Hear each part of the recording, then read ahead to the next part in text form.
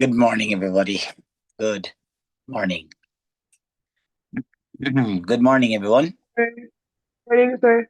Good Good morning, morning, sir. sir. Morning. Morning, sir. Morning, sir. Good morning, sir.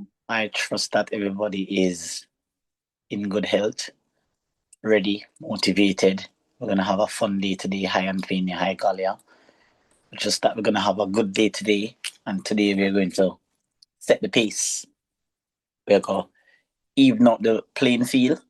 We're going to separate the boys from the girls. We're going to separate the successors from the persons who are going to come back next year. And of course, your success will beam light onto others, and you also will be able to spread the good. You also will be able to tell others out there what you had to do to get your success.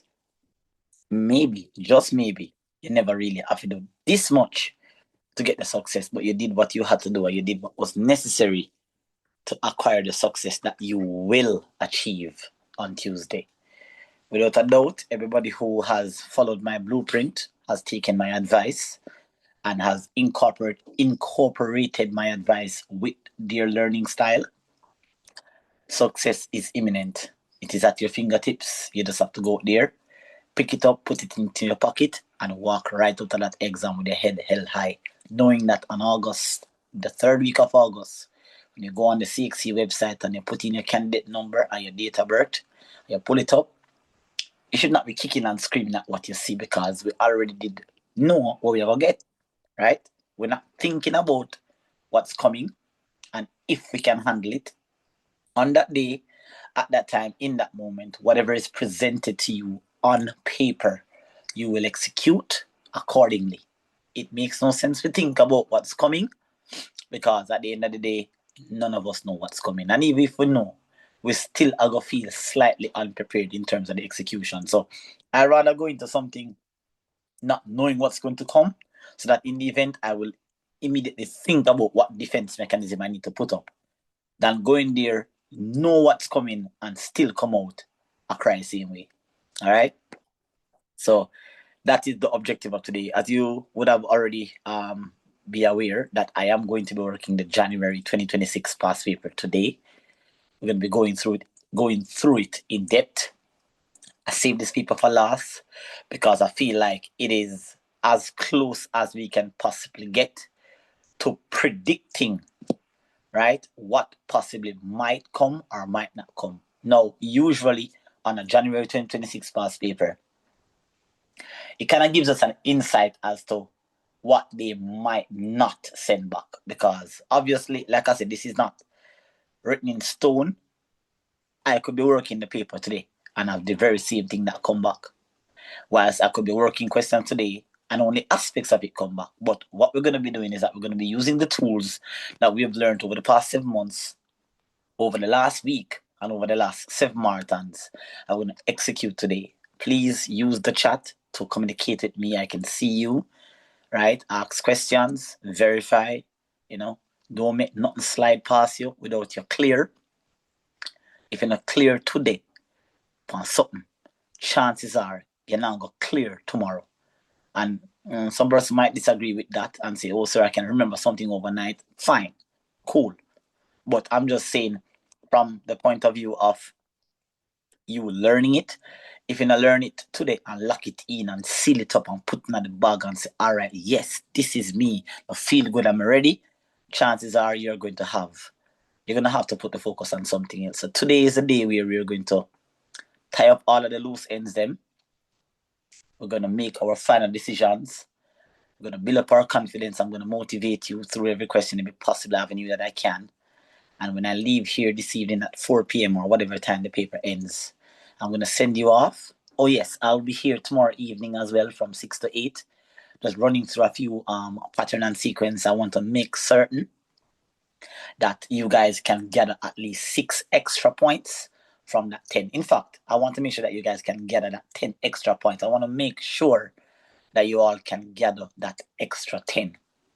Now, since as you're all here on the live, you're going to use this same link to get into the class tomorrow because I'm only making the class accessible to those who are in today's class, right? Because I ran a test this morning And I decided purposely not to send the link for today's class in the group to see how many persons would reach out and request the link. And sadly, people, sadly, these persons have made up their minds that they're going to go in there without being prepared, or go in there with intention, hoping and praying. And then they're going to find quite a few persons coming back next year because, I mean, at the end of the day, you know, the decision you make now will shape your future. But we're not thinking about them, we're thinking about us.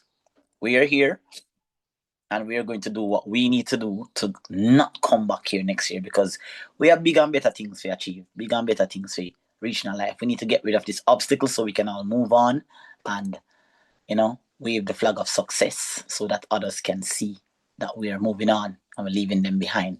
Okay? So, welcome to a few students that I'm meeting for the first time. Alicia, nice to meet you. And I think Kate Brown. I have a few persons from TikTok. So it's nice to meet you. Welcome to my class, and I hope you enjoy it. All right, and I hope you learned something today. All right, and I'm going to make this recording accessible as fast as I possibly can, so that in the event and you want to do some little last minute late night review, you'll have it to review. All right, so without further ado, guys, we're going to jump right into what the primary objective for today is.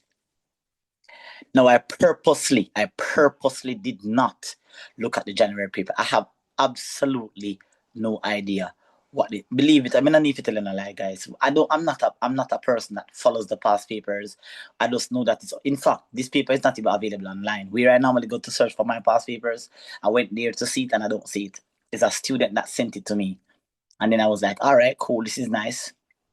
So you and I, right now as we speak, I do not know what this paper looks like. I'm about to pull it up now.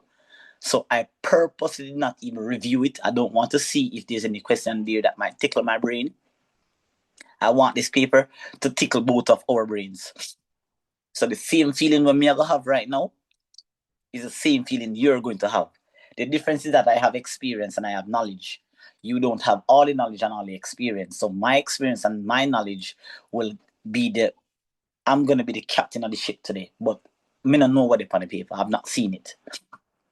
All right. So I purposely did that to make this class today as authentic as possible, so that you guys can understand the thought process that goes into looking at an unknown paper. Okay. I jump out of the class, carry on, and jump back in again one more time.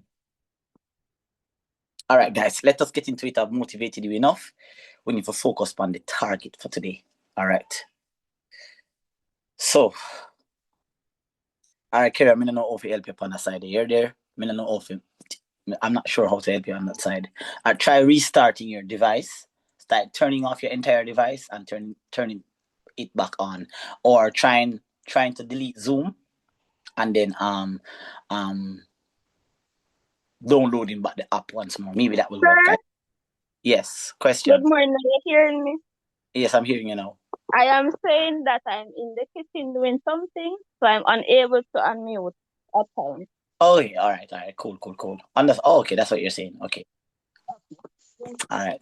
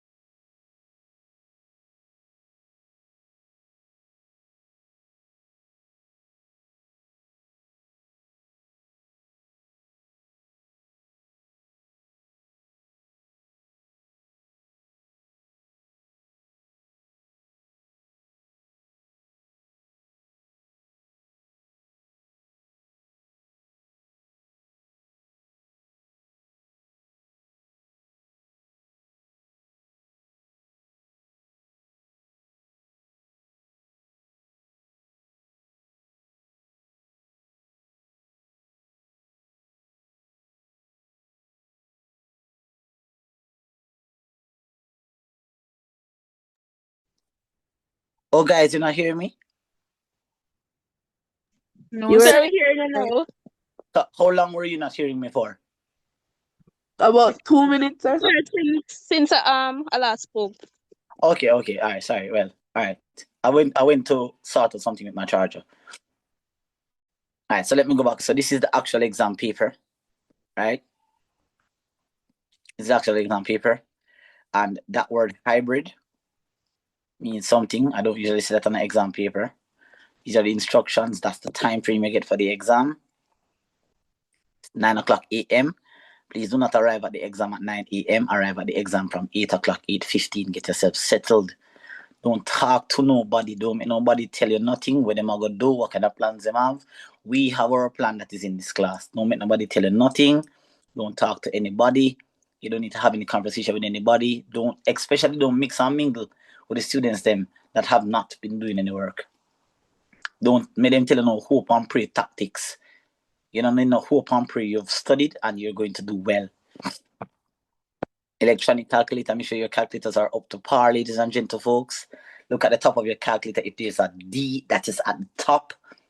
If it's not a D, let me tell you how to do it. After the class, you can message me or something, or when time we have a intermission. That's your formula sheet.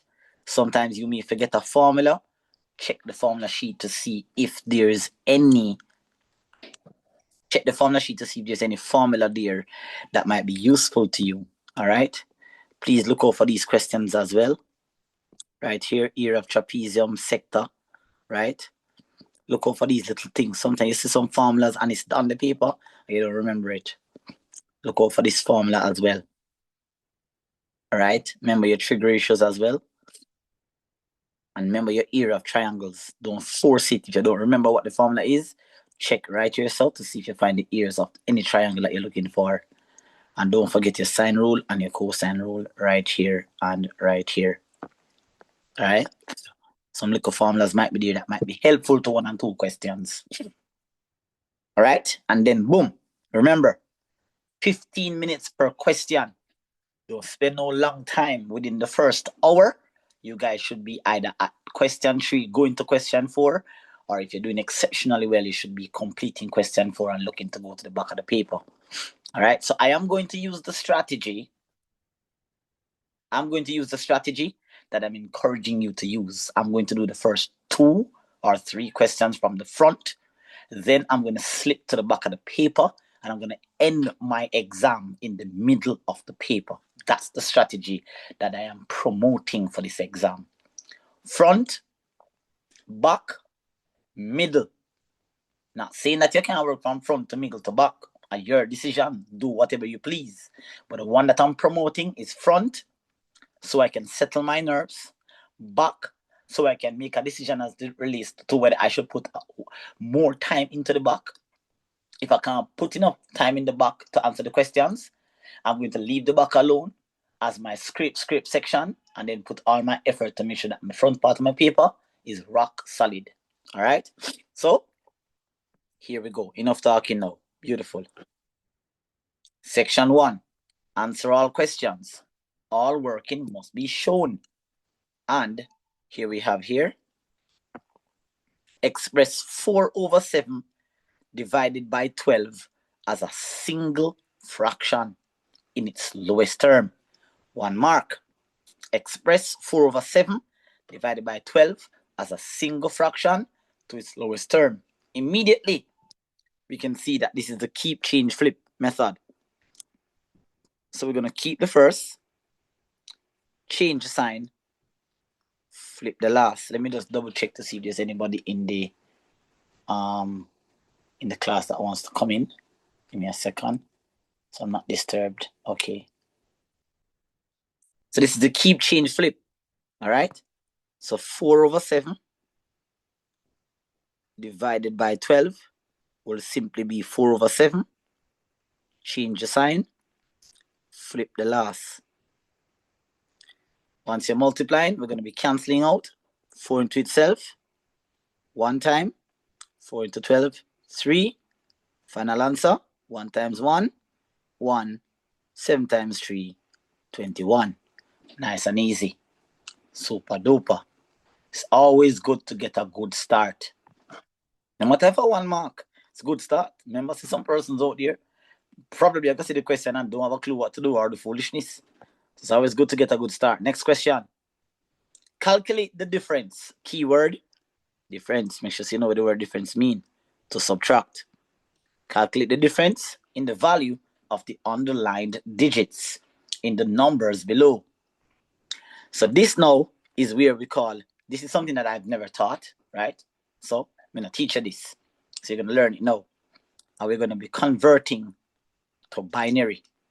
All right, so I'll calculate the difference in the value of the underlined digits below. So they're in two different bases. So it's hard to subtract them. You have to get them in the same base to subtract them. So the easiest thing to do here is to get them into the same base. And the best base to get them into is base 10. All right, because once you get them in base 10 numbers are the numbers that we are accustomed to. So we're going to get these numbers into base 10. Let me show you how you do this now. You may or may not remember this, but I'm going to show you anyways. So 3, 2. Sir, someone texts that someone is in the waiting room. Oh, all right. Give me a second.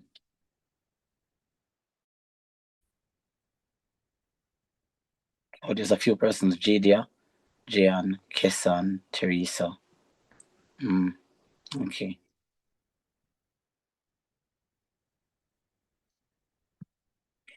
All right. So let me show you how you get this done now. So we're going to convert 3201 to base 4. Watch now. You're going to draw up a table. Watch this. Kessing. Mic is unmuted, darling. Kessan, Kessing. Your mic is unmuted there. Kessing.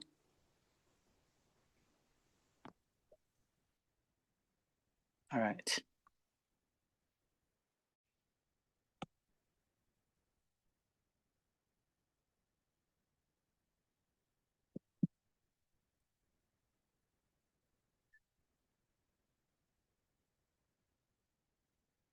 All right, good. So 3201. I'm going to put 3201. And we're going to convert it to, sorry, let me just put it down in the other row here.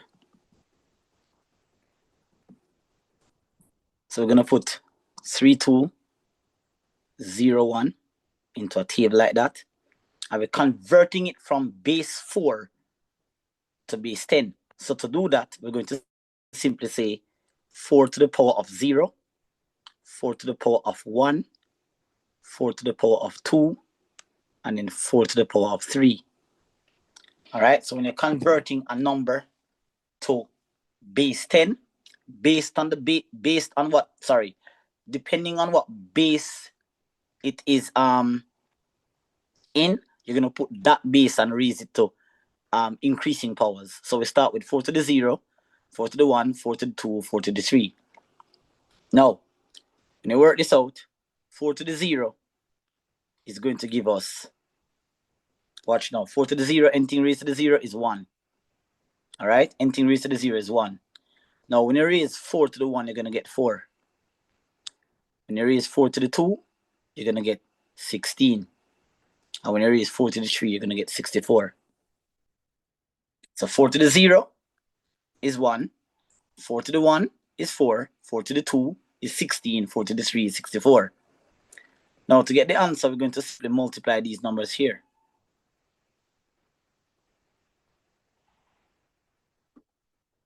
All right, so 1 times 1 is going to give us 1. 4 times 0 will give us 0. 16 times 2 will give you 32. And 64 times 3, that's 192. And we're going to add these together to get it back in base 10. So 192 plus 2, that's 194. So that's 204, 214, 224. So these two added together is 224.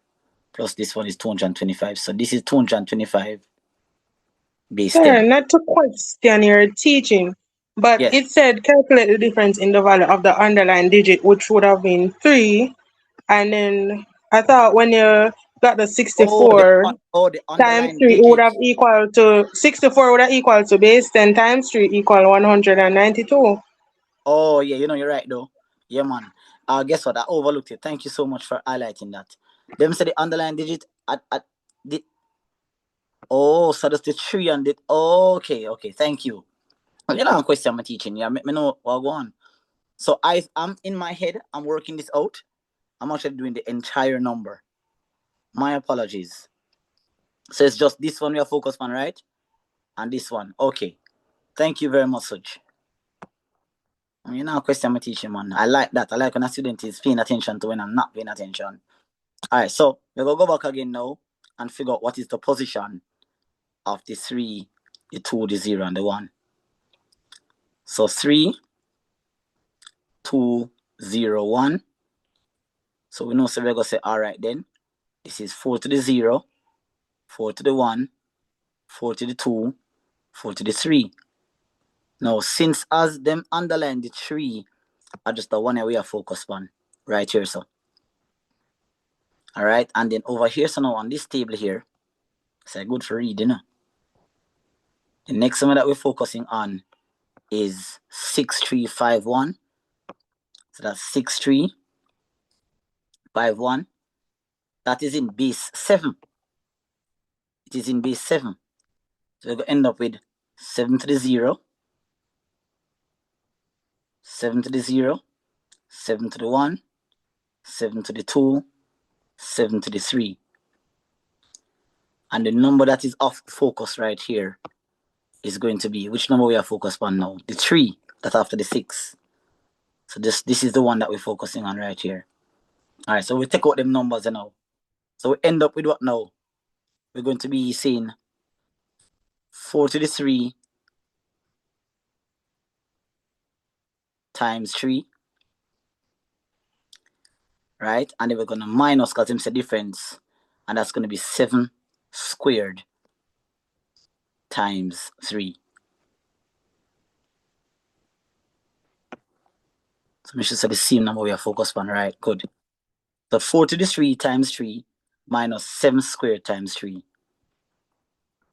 That's a 4 to the 3, 64, and 64 times 3. I can see that that's 192. That is in base 10. And then you have 7 squared is 49, and 49 times 3, that's 27, and 20, that's 147. And let's subtract those two. How much you got, guys? 45 base 10. 45 base 10. All right, so we have the answer in base 10. They didn't specify, did they specify as it relates to what base to leave the answer in? No. So they could do that. And there's other alternatives as well, you know, right? So the best answer to put it in is in base 10. Yes, question. Sir, Yeah. is it that we're trying, so where the 3 is? Yeah. Right Are here. we, yeah. No, on the table. Mm-hmm. On the So table. so it's where you find the position on where the 3 is, you multiply them by The power, yeah, because they underline those numbers up here, you know. They are the Oh. one that underline it right here and said those are the numbers that we should find the difference between. But they are in Okay. different bases. So the best thing to do is to convert them in our usual base 10, because that's the number system that we work with. Okay, sir. All right, cool. Okay, so that's why you give the answer in base 10. That is correct, yeah. Because when we are subtract, remember, so we don't know. Okay. Remember, no, when we subtract in base 10, you know, Mr. So how you get the 192? 4 to the 3, 4 to the 3 is 64. 64 times 3 is 192. Okay. Yeah. All right. So, Miss Gentles, when we're subtracting numbers in our daily lives, our regular lives that we do every day, when I say subtract 64, like if I say to you what is 100 minus 50, what I'm saying to you now is 100 base 10 minus 50 base 10, you know. So we know how to do that, but we don't know how to subtract. There's a different rule for subtracting in base 4. So we don't subtract in base 4. You can't subtract in base 4 like when you subtract in base 10. There's a rule for that. So the easiest thing to do is to get the numbers converted to base 10. So subtraction is normal. bottom from top. All right? I'll get to the answer. Everybody clear on that? Yes, sir. Yes, sir. So it's the first time I'm seeing this, so Yeah, man, I'll have to really. Yeah, I realize that CXC has been a couple times well missing them pop it up and drop it on it. Right? So it's a thing where I don't think it's a part of the curriculum, but based on what past papers have been presenting to us over the past couple of years, we've seen like 1 and 2 of these pushing your heads onto the past papers. So yeah, man. How do you know? Yes, question. So the number at the top should always be the base that they would have given you? That is correct. Yes. Oh, right. And it should be increasing powers 0, 1, 2, 3, 4. Right? How do you know when you should subtract when they specify or not? They specified here, them say calculate the difference. They specified, they told us to find the difference. Geneva. That's okay? If that's what you're asking. Jen, you good? All right, cool. Lovely. All right, moving right along. Oh yeah, big up Suj. Big up for that observation, right? Because I would have ended up doing way more. I actually would have gotten the question wrong because I didn't read specifically. I never ever see them on the line, the two numbers, I swear. All right, but yes, question again. Excuse me, sir. Someone is asking the name of the topic, of this topic. Oh, it's binary. It's called binary. Not binary operation, but adding and subtracting binary. Yeah. It's an IT topic. So then inject it into mathematics because, obviously it's subtract and multiply, add and divide and that kind of thing. Okay, but it's nothing for you to... Yeah, no problem. It's nothing for you to say, Lord of mercy, what if them send this come tomorrow and I can't, Tuesday and I can't do it. You don't need to go out of the world. Okay, you might just go on an exam tomorrow and it's not there. Tuesday and it's not there. All right, so don't stress yourself about it. It's cool. By writing each number in the fraction below, by writing each number in the fraction below, all right, that's the fraction, correct to one decimal, one significant figure, find an integer estimate. And again, we've spoken about when CSEC makes words that are in all caps, block letters. So that means they want you to focus on that particular thing. They want you to give them a whole number for your answer. So although them say one significant figure, it shouldn't have any decimal places in it when you're done. All right, so go ahead for me, guys, and hit the calculator. What is 600 minus 87.04?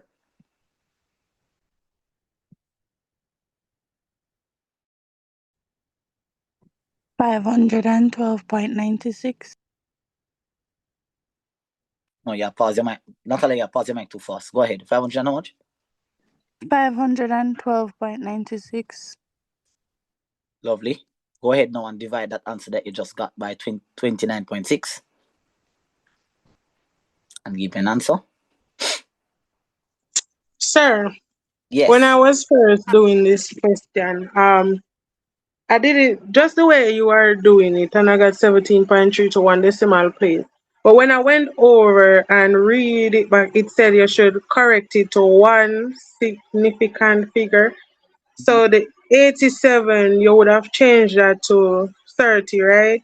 To 90, and the 29.6 would have been 30. So first, if you divide if you take away and divide at the same time, you will get a wrong answer. So what you would have to do first is take away the 600 from the 90 and get 510, and then you divide it by 30 to get the answer, which would have give you 1.7. All right. So here's what we're gonna do. We're gonna work it your way and work it this way, and you pick which one you prefer. Because you are correct, You are correct. You're perfectly correct. So we're gonna work it 2 ways and then see if we get the same answer. How that sound? Okay. All right, cool. So I'm gonna go the traditional route of just doing my usual subtraction and get my answer, and then I'm gonna round off the answer to 1 dp. Sir, why you don't divide by 30? That's an option. That's an option, Brit. Right? So if you see it that way, no problem. All right, so watch your style now. Yes, Go ahead. So we can convert them to the one significant figure before doing the actual.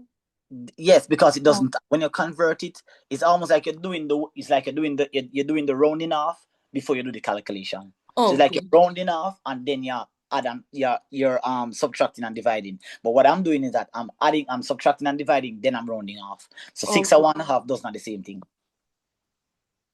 All right. All right. So let's go ahead. All right. So do that for me now, Suj. What is 512.96 divided by 29.6? 17.3. As I said before, I did it both ways. So I got 17.3 to one decimal place, and then the other one I got 1.7. All right, good. So now for the 17.2 now, Suj, what is the first digit you see that is not a whole, that is not a 0? What's the first digit? 1. So draw the line there. The number that comes after that is what? 7. So it is greater than 5, not true? Yeah. So we're going to add 1 to 1 and we're going to get what? 2 and replace the 7 back with a 0. So our answer is 20. Let's do it your way now. I'm going to do it your way over here. This is what I want the class to be like. I want the class to be more people to suggest things. Tell me what your opinion be. Tell me, say, okay, sir, I saw me see it. Can it be done that way? I like when the class is like this. All right, no. So you were suggesting that I rounded this off right here. And we're gonna get what? 90? Yes, sir. That would be 600 minus 90. And then now you say round off this to one significant 30. figure. Good, so that's gonna be 30. Let's do some math now. What is 600 minus 90? That's 510. 510 over And divide 30. that by 30. How much you get? 1.7. But I think I made it just put the point between 17 I'm again. not sure. 17 I get. Yes. 17 I get. Yes, sir. Good. Boom. Draw the line here. This is 2 significant figure, you know. So you still have to go back, go draw the line here. So again. And then check the number will come after, which is what? 7. Now 7 is greater than what? 5. So you add 1 to 1 and you get what? 2 and replace the 7 with a 0. 20. Same answer. So 6 and 1/2 does not the same thing. Either way you do it, you're going to get to the answer. But because you did it this way, and you got a whole number, you're thinking that it's wrong. It's because you got the 17 and you still didn't rounded it off to 1 dp. Because what you have here, 17 is 2 decimal places. Sorry, 17 is 2 significant figure. So you have to round it off to an integer value, which is 20. All right? So 6 and 1/2 does not the same thing. My body go check.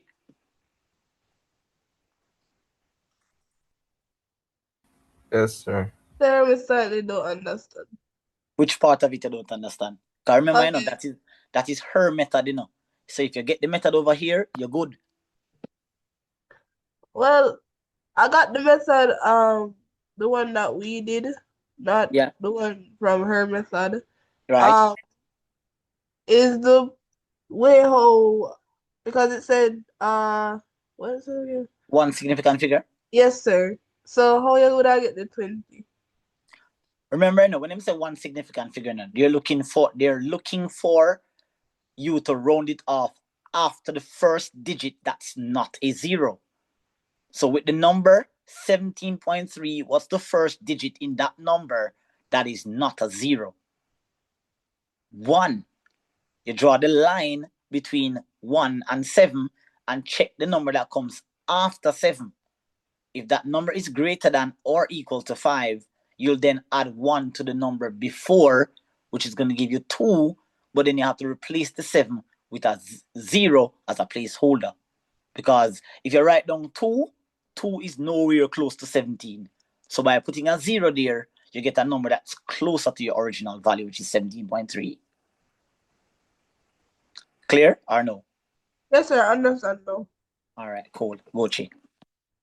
Any questions? This is what I like, people. I love when you ask for clarity. Jayan, who is Jayan? Are you from my TikTok?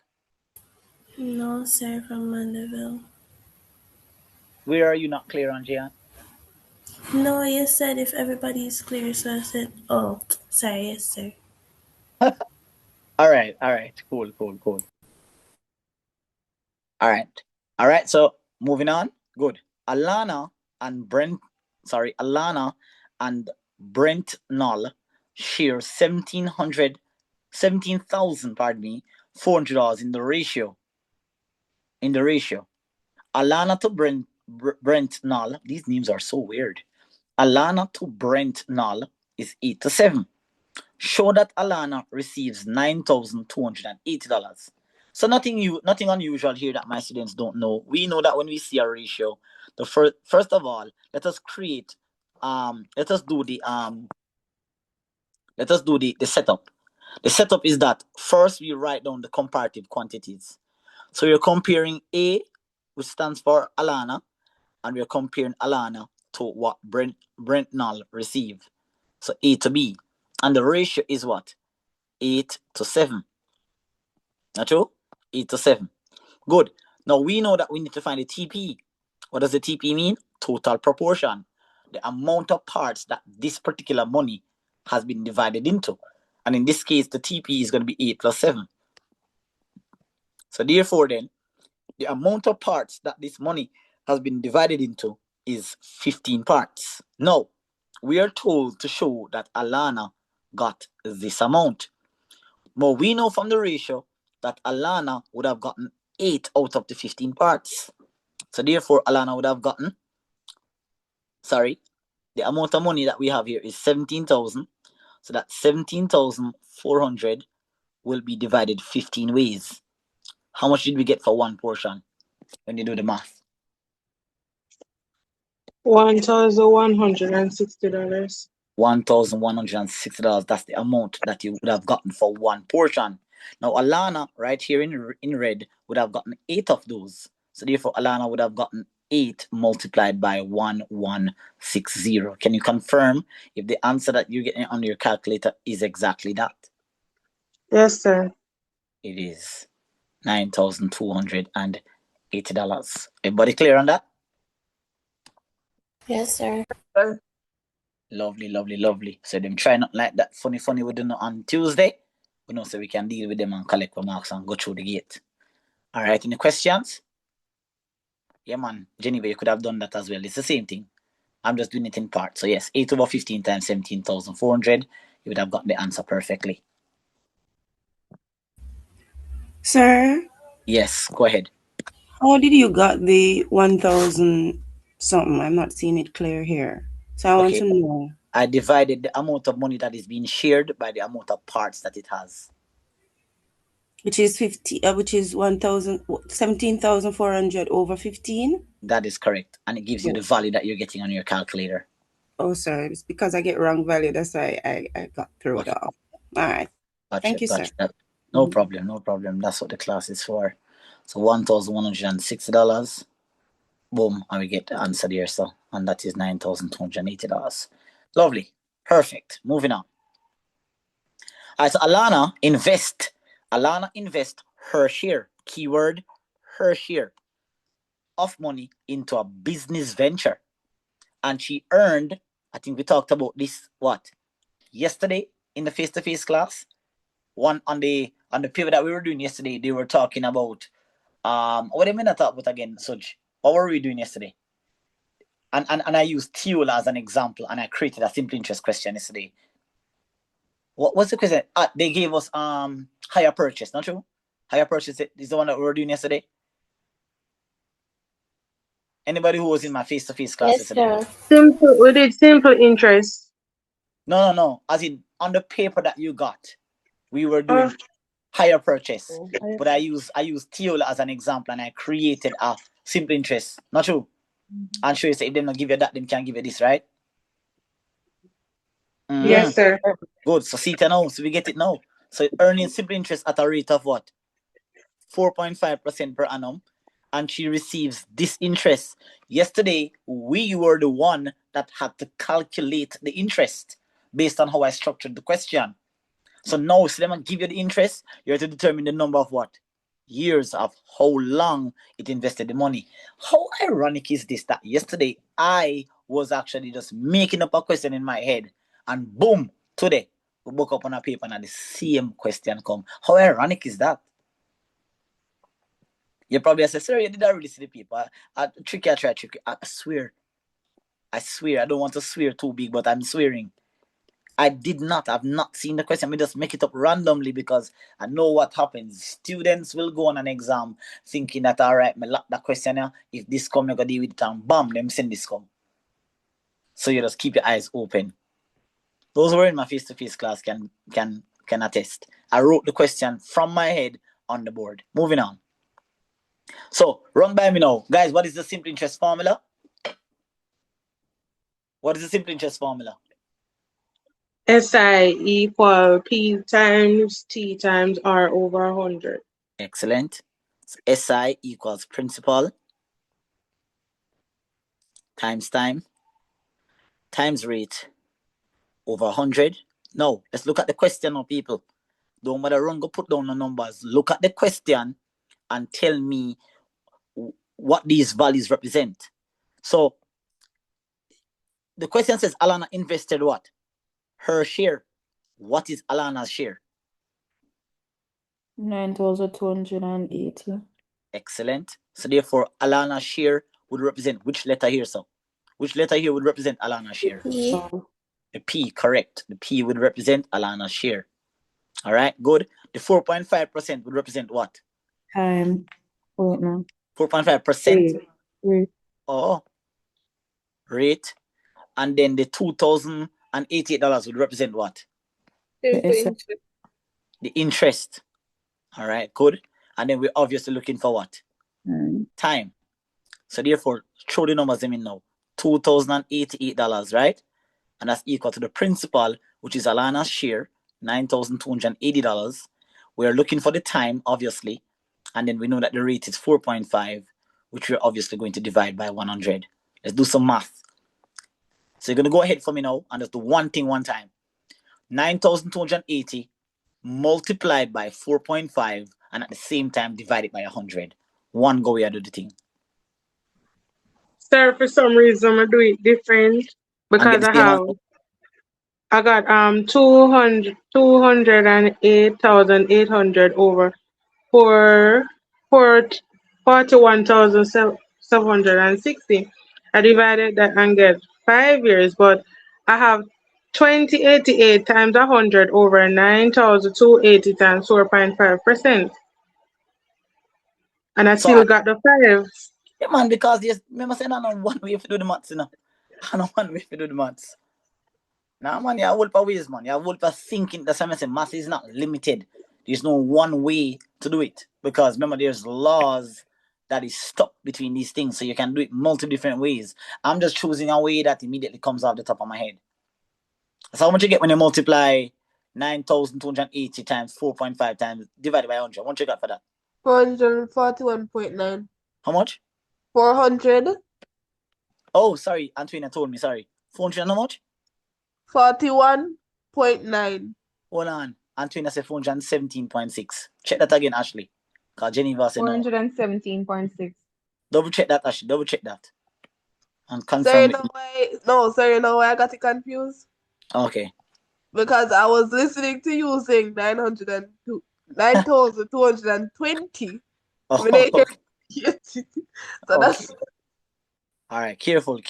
What I think about me in the exam now, I'm going to foolishness. All right, now, so we want T. We're going to go ahead now and we're going to divide both sides by 417.6. So the time would be equal to 2,088 divided by 417.6. And so time is equal to, did you get 5 years? Or approximately 5 years? Yes, sir. Approximately 5 or exactly 5? Exactly 5. Exactly 5, sir. Excellent. Lovely. All right. Fantastic. So just deal with that thing there tomorrow, Tuesday, and collect with the marks. What if they had given us the time, but we were supposed to calculate the rate or the principal? Yeah, the rate. It'll put him at the numbers, not the position, and just leave the R alone. So if R look for you, just leave the R alone. And then just do the mathematics, and then the rate is gonna pop out. Still divide. Yeah, man. Okay. Okay. All right, Kessin. All right, Kessin. Kessin says she's waiting too long to let in. Kessin, you still in the class?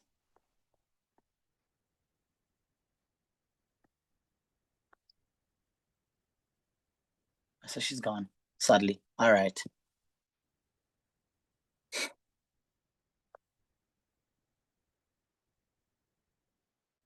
All right, so we're good to go.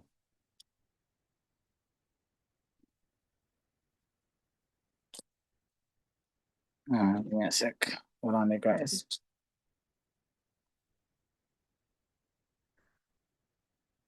Lovely. All right, so that's it. Oh, 9 marks. Nice and sweet. On the field. On the field. Anything close to any one of these type of questions, we can handle it on Tuesday. Anything around this, near that requires them kind of thinking, we're good to go? Yes, sir. All right, so we sure so we can collect 9 or 7 marks out of. If we can't collect the whole 9, we can collect 7. Yes. Or we can collect 6 and go on. Yeah, man. We can collect 6 and go on. All right. Remember the bag of 60 and the bag of 40. So some questions you have to go dash. All right. Lovely. Moving on. Question 2. Our algebra. What are we expecting? What is it? All right. So first of all, question to you. What is it that I always tell you to expect? The F word. Factor. You see any also? Yeah. One lousy factorization. Did I not tell the class this yesterday? Yeah. Yes, correct, Geneva. Did I not tell the class this yesterday? I told you guys that we're going to be practicing factorization and difference of 2 squares and blah, blah, blah, and da-da-da, and da-da-da. And then when you look on the paper, only if you know, see, there's one lousy factorization the people them send come. So don't put too much effort on one thing because you're going to end up disappointed. All right? So as you can see here, one lousy little fraction. No, sorry, one lousy little factorization. No, can anybody tell me what? Sorry, them already tell me. Geneva, you're correct. But anybody through the microphone, you're not checking our chat already. Anyways, what type of factorization is this?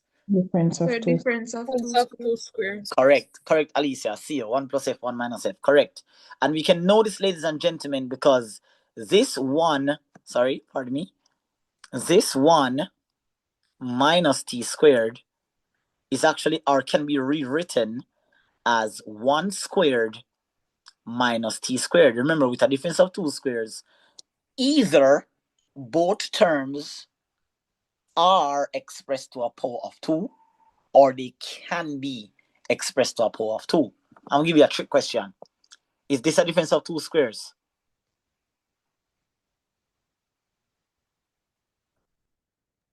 No, sir. No, Why sir. that? Why it's not? And then You the can't same thing. square a number to get 5. There is no number you can square to get 5. So don't let them show you off, Don't let them set you up, because they will set you up. All right? They know you're looking out for this thing with the square, so they'll give you a number here, right? And they'll do something like this. Watch them now. They'll do something like this to you. Set you up, So they'll do something like this to you. Watch them. They'll say, watch me now. Watch them. Let me do this. They'll say something like, what is 20t? Like that. They'll do something like that to you and set you up. That's tempting.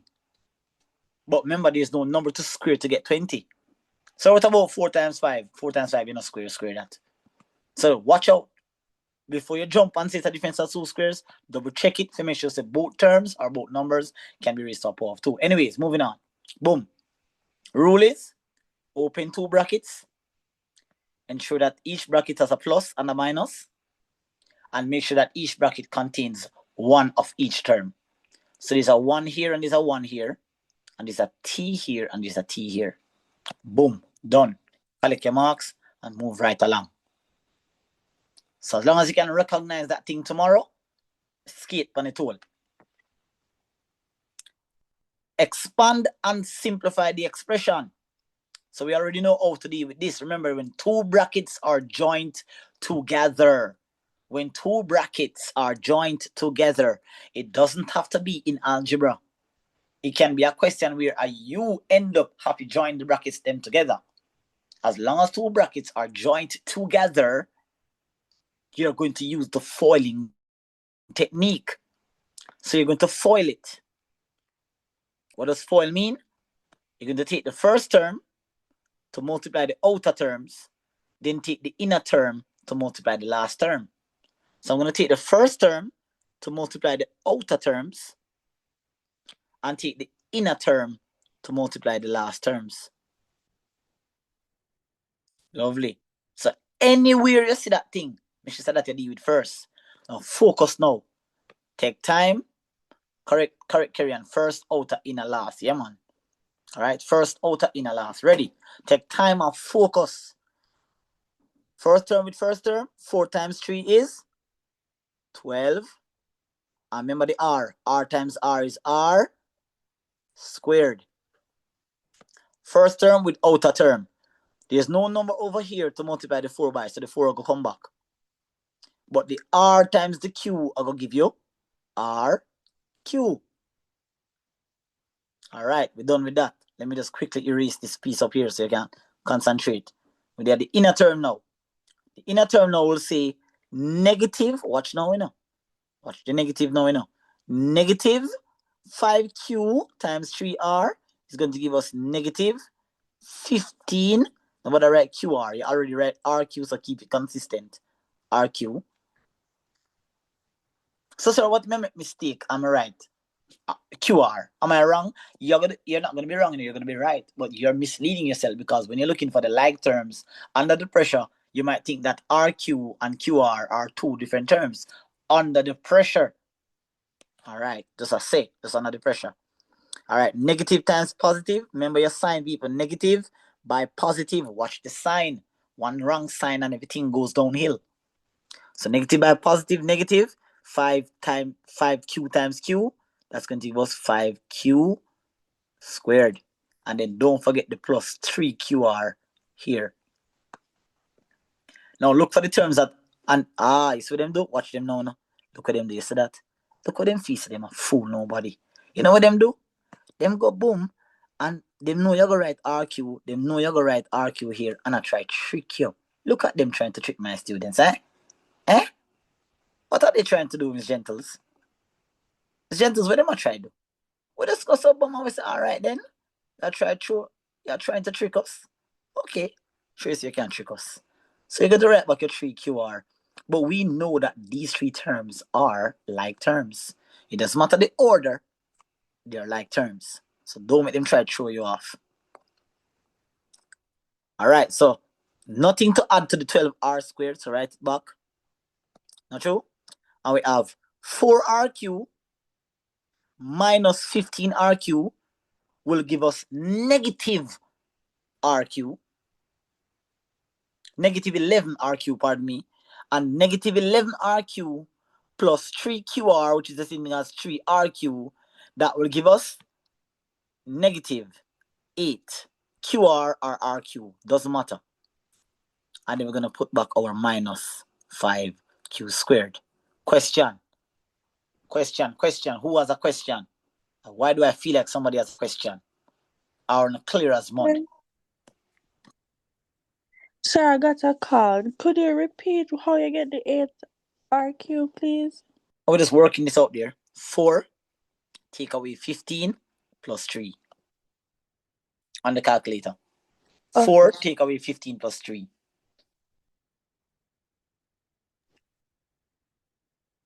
All right, no question? My chat lively, so them girls them in here, them good. Boom, so 2 marks there, so. Now we spoke about this yesterday, that solving an equation is an integral part of everything that you do in mathematics. You're not only solving the equation in algebra, but you're solving the equation everywhere. So now, I don't want you to go on the exam and see this and be like, oh, Jesus, sir never did teach me this. Listen, greater than or equal to, less than or equal to, greater than or less than, you treat it the same way as how you would do it if it was an equal sign. The rules does not change. The only difference is that the answers that you're going to be producing with an inequation and an inequality, your answers are going to be infinite. it's going to be infinite. So you're going to have a range of solutions. But with an equation, you're only going to get one solution. So don't go on the exam tomorrow and say, me never teach you that 1 year. The 1 year with the sign here. I teach you everything. So same way how you do this, you say negative 4p. And you're going to bring this guy right over here. Put him right there, so. And then because he was positive, he come over and become negative 2p. Greater than or equal to 19. And then bring this positive 3 come right there, so. And you're going to get, he's going to become, so take this negative 3 here and put him here. And you're going to get positive 3 becomes minus 3. All right? Now, negative 4p minus 2p, that's going to give us negative 6p. So you get negative 6. If you're O and you're O, you're still O. And that's going to be less than or greater than or equal to, what is this now? 16. All right, lovely. Moving right along over here. So we have negative 6p. We're going to divide by negative 6. But here, bangarang now. You have to go reverse the sign. Huh? Sir, what? Yes, you're going to have to reverse the sign. Sir, why? Because you're dividing an inequality by a negative coefficient. My students them can tell you, if they are honest, they'll tell you that I told them this. Okay. All right. Boom, boom. Reverse the sign. Final answer. P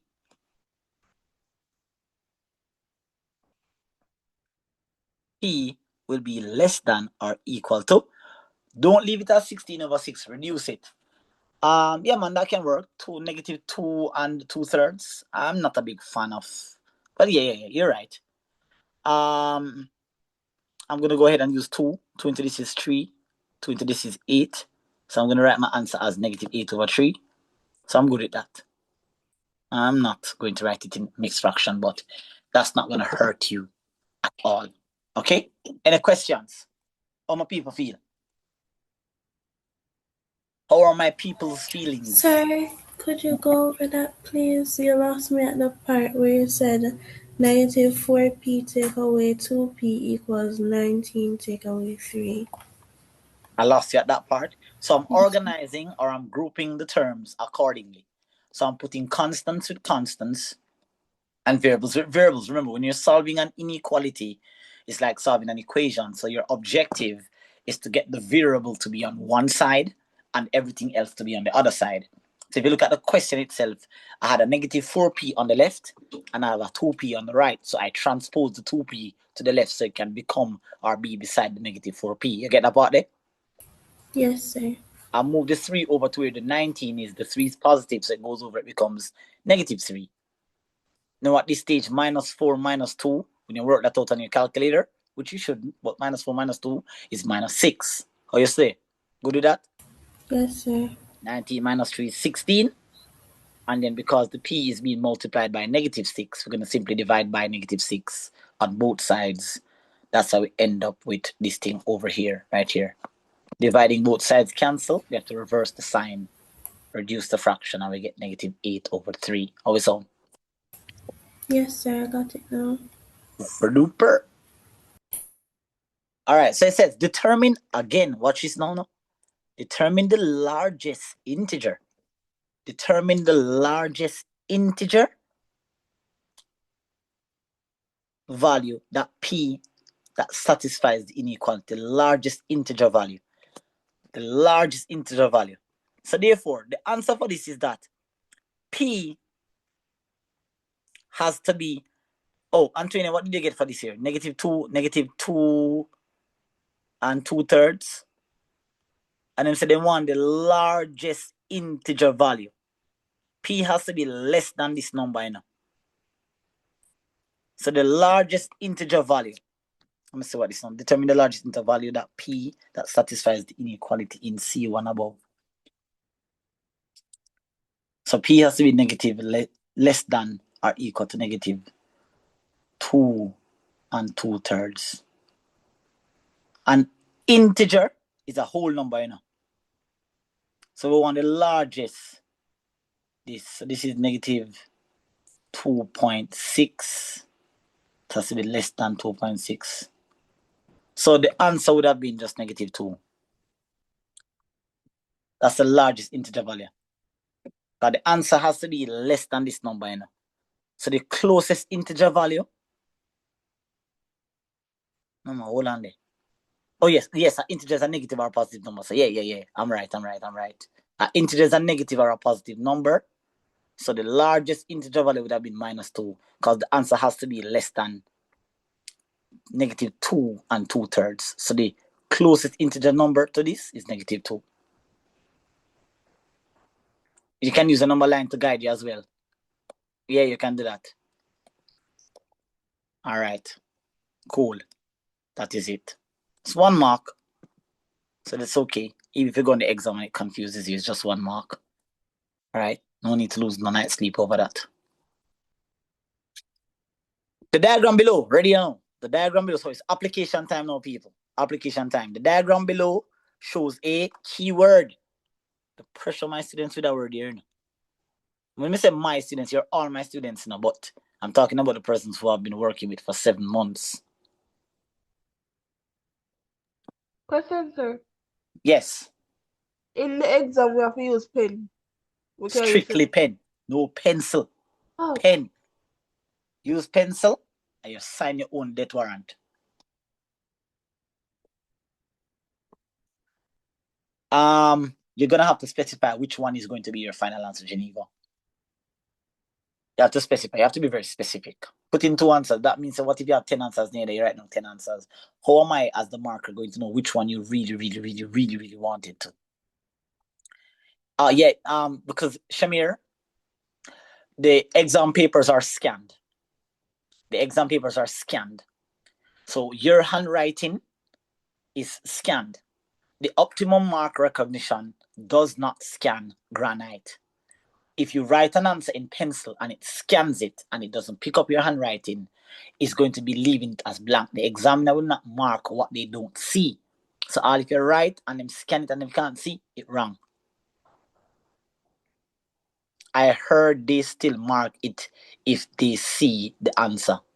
Oh, well, I can't confirm. And Shamir, it's not the case that you fail, you know. It's just that your answers are not scanned. They can't see what to mark. So it's not about failure. Them tell you, pen, black or blue. But I play it safe and use black. All right, good. Yeah, man, keep the questions coming, guys. Wonder why I fail. I use pencil. Oh Lord, that could have been the reason. Yeah, man. So no one not telling this. That is insane. Sir? No pencil. Yes. So we have to do the work, with pen or just the answer? Pen, right across the board. Pen. No pencil. If you want to use pencil and do your little work, on the side, and when you confirm, so this is your answer, you convert the answer you're submitting to pen. Let it be said on this recording that Mr. Pierre tell a pen, use pencil and fail. Hey, Chineke. The diagram below shows a right angle triangle with its dimensions given in terms of x. That means the sides are having x's here. For the right angle triangle, you are to show that x squared plus 4x minus 45 equals 0. Now, for the what? For the right angle triangle. We're talking about the sides, people. We're talking about the sides. Tell me, what do you remember? Who comes to mind when it talks about finding the sides on a right angle triangle? Who is that mathematician? Pythagoras theorem. Pythagoras theorem. So listen, guys. Anywhere you see a triangle, a right angle triangle, and you are being asked, correct, Brittany, I see you, darling, I see you. Anywhere you see a right angle triangle, and you're talking about sides, it's either going to be the trig ratio or it's going to be Pythagoras theorem. Now, anytime if you sense one angle or you see one angle, chances are it's going to be the trig ratio. If you see no angle, chances are it's going to be a Pythagoras theorem. All right, recall, what's the Pythagoras theorem? Pythagoras theorem, people? C square equal A square plus B square. That is correct. That is correct. That is correct. Now, the big question is, which side are you going to make BC? That's the key now, you know. 2x plus 3. 2x plus 3. So 2x plus 3, and what are you going to do with the 2x plus 3? Put it in bracket and square it. Perfectly. And then we're going to have x squared, and then we're going to have 12 squared. All right, everybody good so far before we move on? Yes, sir. So, sir, the 12 square and the x square are supposed to be in bracket also? No, at different sides. At different sides. Remember, say Pythagoras theorem say square the hypotenuse and then add it to the square of the two legs. The sum of the squares of the two legs. So separate them. So if you put x plus 12 squared, dead. End of story. Good night and goodbye. But sir. Yes. My question is. Yeah. How you know which one to place where and where? Good question. Remember, in the Pythagoras theorem, C is your hypotenuse. And where do we find our hypotenuse? It is the side that is in front of the 90 degree. And then any one of these two sides can be A or B. It doesn't matter which one you choose. But the key here, that's why I said the big question is, what are you going to make be C? Because if you choose the wrong C, again, you're dead. Ashley, good to go?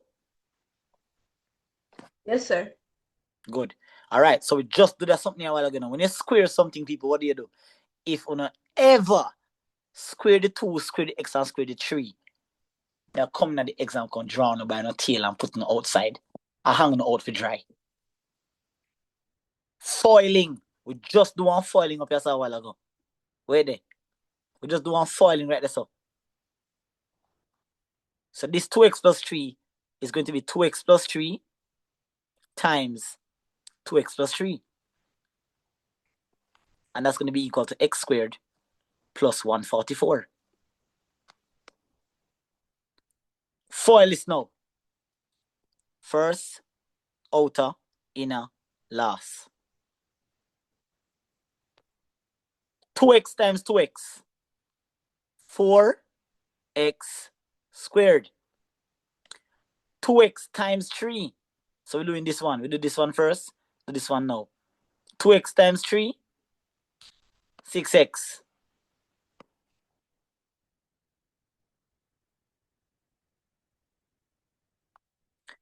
2 times 3x. 6x. And 3 times 3. 9. And that's going to then be equal to x squared plus 144. 4x squared. These two here. 6x. Oh, hold on, wait. 4x squared is 1x squared over here, so we can just bring him over here. Same time. But if you want to write it down, you can, you know. But I'm just cut the working out short. So 4x squared, bring him over here so you get x squared. 6x plus 6x. All right, so the squares are together. Sir, you can just write 12x. Yeah, man, we can do that, but I take my time with my people, them. Plus 9. I take my time with them, man. I want to make sure them clear. I want everybody clear. As crystal. Bring over this here. Minus 144. You can write 12x, you know. Cut it short. Remember to equal to 0. And make it equal to 0. Because that's what they said, you know. They want it equal to what? 0. That them say. That means them no want nothing on the right side. Alright, so 4x squared minus x squared is 3x squared. 6x plus 6x is 12x. And then 9 minus 144, that sound like negative 135. So it sound like to me 4, yeah man, negative 135. But we're not quite there as yet. What do you think we have to do to get it down to this? Sir, divide by everything 3. by 3. Divide everything by 3 to get it all the way down by this. Or factorize the 3. Alright? So we can divide by 3 here. and we get sweetie 3, x squared plus 4x minus 45 equals 0. Voila. Shh, there. Sweet piece of 3 marks. Sweet piece of 3 marks. How many people them stay? Before we jump on question. Sorry, where did 3 come from? Where you divide by? No, because we're trying to get it down to what they ask us for. So we recognize that 3 is divisible into all 3 terms. Oh, okay. So whenever you get an expression that is not completely simplified, as long as there's a common factor, you have to factor it out to see what is left. Separate. If I didn't divide by 3, when I get at least 2 out of 3. And you probably get the whole 3 marks, but because them asked for something specific, they might have taken off half mark. Okay. Come on, you don't get a lot of the marks. You would have done all the hard work. Realize what I was supposed to put down. I never realized. Yeah, man, that's fine. You probably get 2.5 marks. No, nothing crazy. There's nothing that you can take from you from that question that will take anything away from you as a student. All right, we're good to go. We're settled here now. So we're within the first 35 minutes of the exam. Cruise control. Let's move to question 3. And then we're going to move to the back of the paper. We stick with the plan. You make a plan, stick with the plan, be consistent with the plan, and don't change. All right, good. A, B, C, D, E, F, G, H is a regular octagon. What's an octagon? What's an octagon, people? 8 sides. A shape with 8 sides. The 8-sided shape. Very good. With one of its internal angles that is marked by the letter G. Beautiful. As shown in the diagram below. Boom. Complete the statement below in relation to the diagram shown above. The regular octagon has dashed lines of symmetry and rotational symmetry of order. All right, now that part, we are going to research. Because for lines of symmetry, right? For lines of symmetry, watch me show you how I go on for lines of symmetry. For lines of symmetry, I have to connect, semi-connect A to D, A to E like that. Will this side fit exactly onto that side?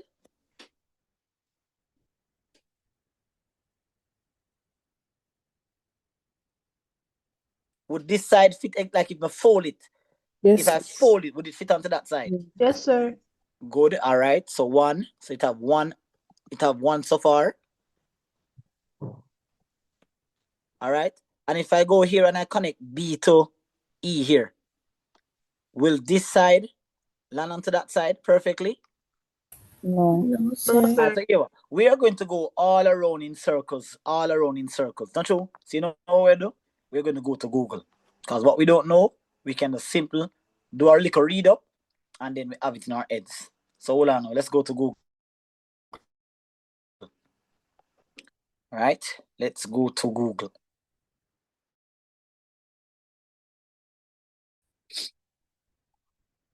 All right, let's go to Google, people. Because we are studying. We are studying. When you're studying, you research. All right. How many lines of symmetry and order of rotation does an octagon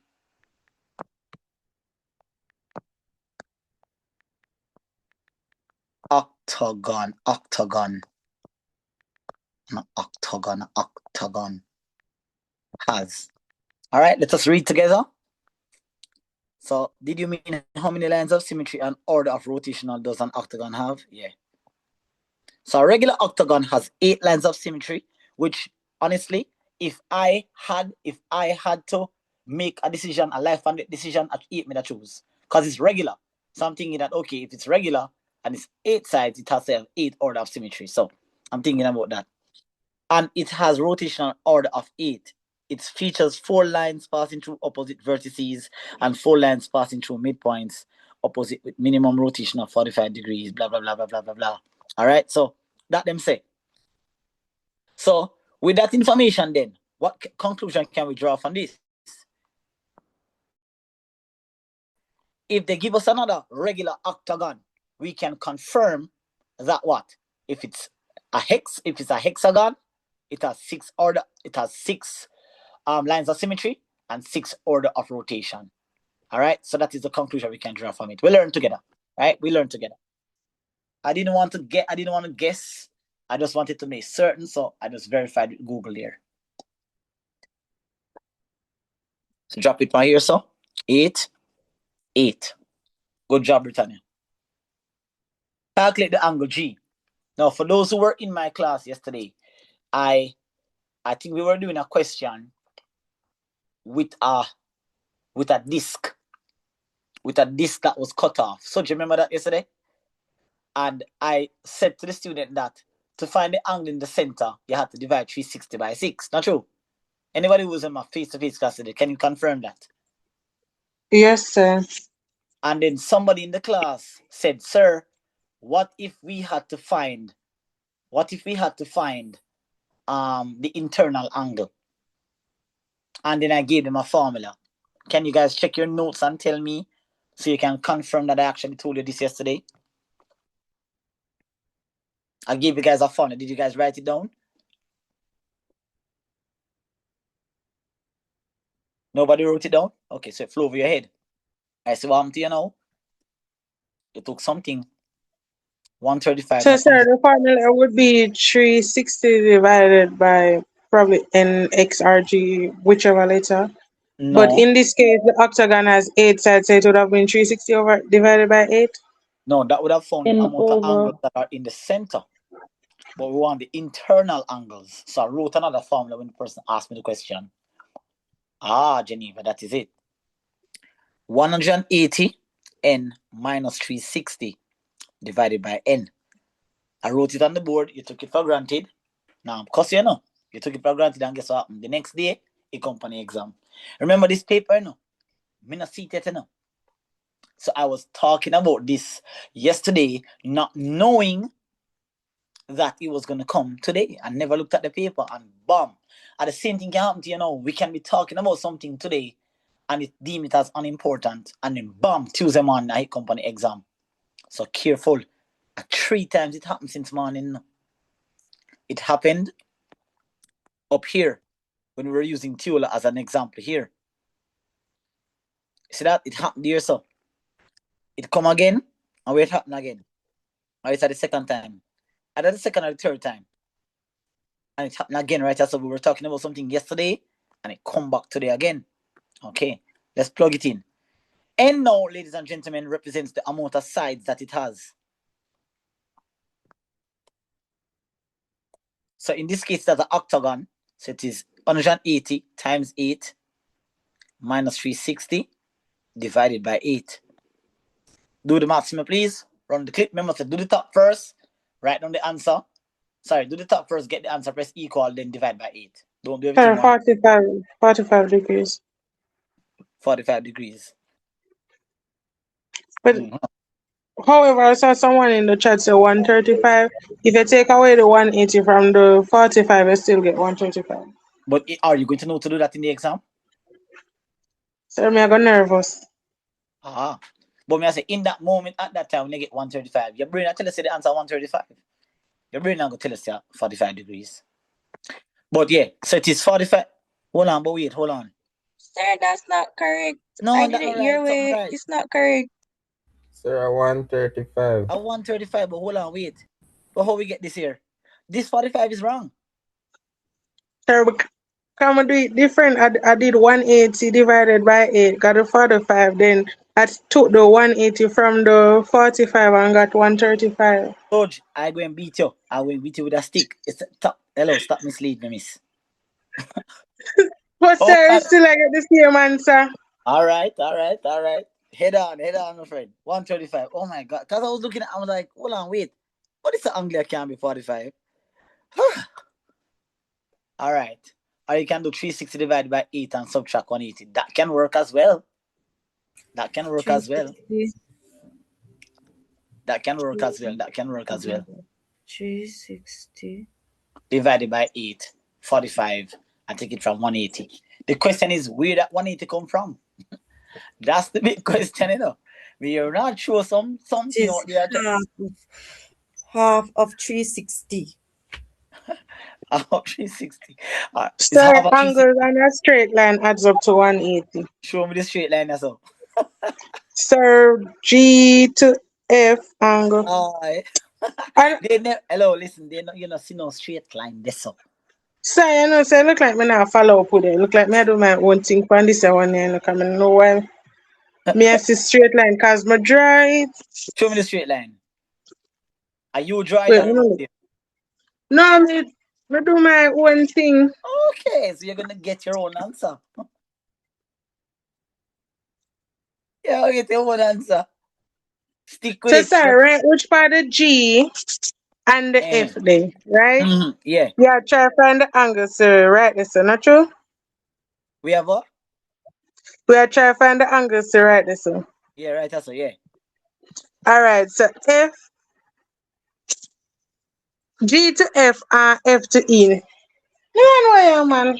All right, good, exactly. Stick with G this. to F and you extend the line at F. Imaginary straight angle. So who in the world? Who in the world tell economic of things? When I invent maths. No, but you're right. But the answer correct, right? Yeah, the answer is right. Is it mathematically acceptable? Well. Is there one sense Well, supplementary? So would that mean that the external angle would be 45? That is correct. You find the external angle and you subtract it from 180 to get the internal angle. All right. Well, if I that you, but let me say, you get your answer. Much marks it worth. Let us not lose any night's sleep over these 2 marks. Let's just move right along here. Come, Shamir, come in. Road we are take on. Let's go. The diagram below shows 2 similar right-angled triangles. 2 similar right-angled triangles drawn from a common vertex V. So the common vertex to V. The lines ZY, boop, and the lines WX are parallel. So chances are we can see 2 things here. Either we're going to look up on an alternate angle, which is a Z angle, if we see none. There's an angle that I talked about yesterday. Can anybody remind me start with C? Who can tell me what the angle name? Say it again. Co-interior. Yes, co-interior. So with co-interior now, we know hold on. Yes. Yeah. Co-interior. All right, cool. Yeah. So co-interior. So we have to use these rules to our advantage if it comes up. We don't know if that will come up in a what. We just jot down stuff. All right, let's see what they must say now. And them say ZY7, which we can see. ZY, the line here, right? That's all. Is 7. Can you put the 7 weird? Not show off anybody. Sure. And WX is 28. Cool. Calculate the length of YZ. Sorry, YX. So we are trying to find yes. That we are trying to find. All right. That is not hard. All right, ready now, people. Do you see any right angle triangle here? And if you see it, use some letters and tell me what they are. Look for some right angle triangles. Do you see any, by the way? That's first. Do you see any? Sir, right where the X there? V and Y. V and Y. V and Y. Come, 3 letters more want. V, Z, and Y. V, Z, and Y. All right, hold on. Take time. Take time. No pressure, mister. Hold on, no man. Take time, no man. This you say? All right, cool. You see one next one? You see any more? VW. Oh yeah, that one, yeah. All right, so we see 2 right angle triangle. Now watch your style now. What would this say up here, so? What did I pressure you guys and telling about this thing up here, so? What did I talk to you guys about? When it comes to length, and smell no angle, who comes to mind? Pythagoras. Pythagoras theorem. Yeah, man, I him see man back up him throat down here, someone. Come in. All right, so We want the length here now. Let me clean up my diagram. Give me a second there. Let me clean up my diagram now. We want this length. Not true. And there's no angle present here. So what can we do?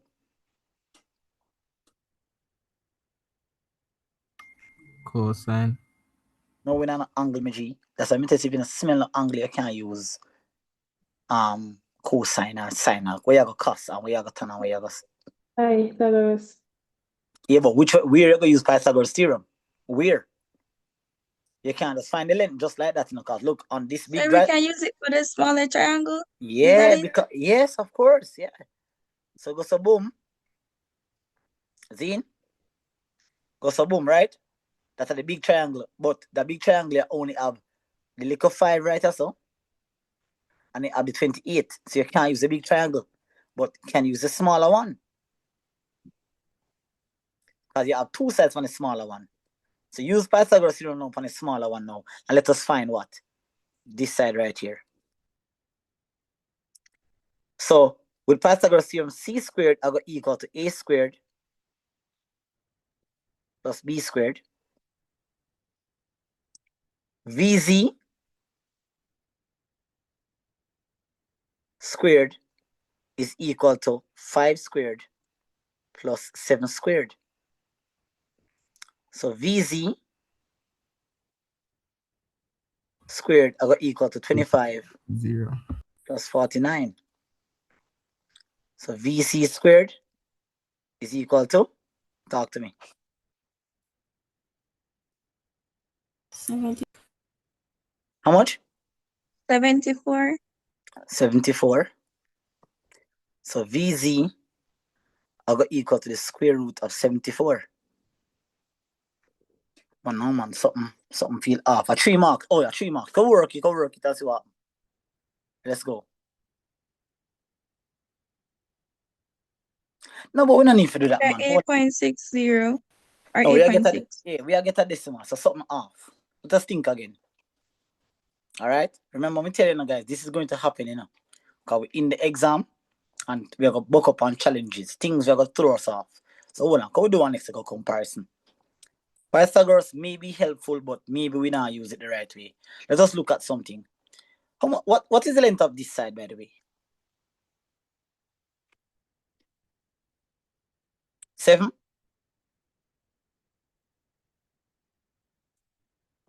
And 28. So compare the sides them now. Compare the small side to the big side. What is the ratio of the big side to the small side? What's the ratio? What is the scale factor?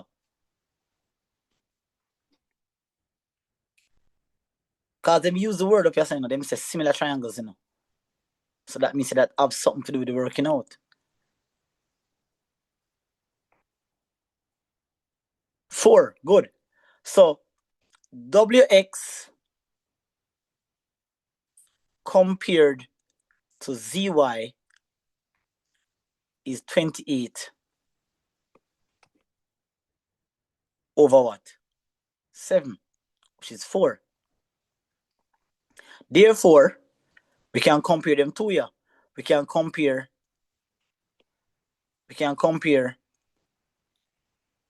Vx with Vy. Because they're similar. So we can compare Vx with Vy. And if it's similar, the ratio have to be the same. Not true? So let us do some maths now.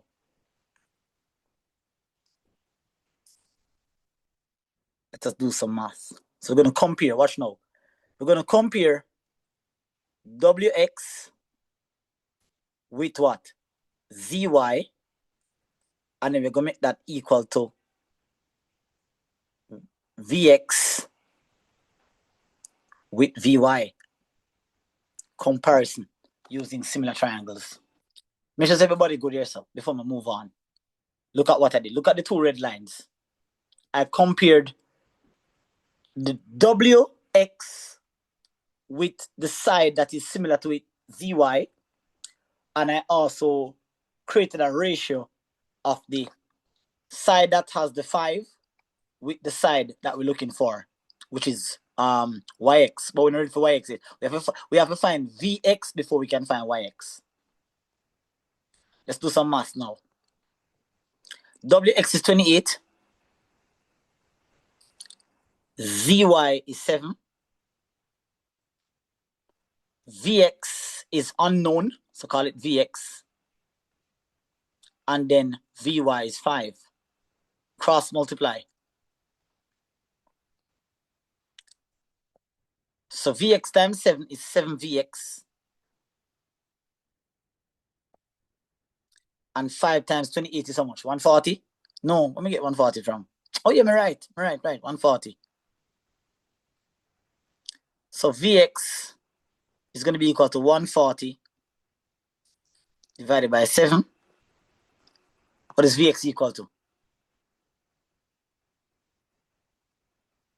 20. 20. Yes, I'm 20. I saw you, I saw you. So the whole length here says what? 20, not 2. And we already have a piece of it right here, so what is the rest?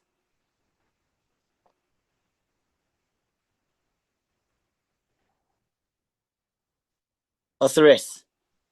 5. The 5 centimeters. 15. Yeah, no, I'm just saying that we have 5 already and the whole length is 20. What's the rest? So therefore, the whole length is 20.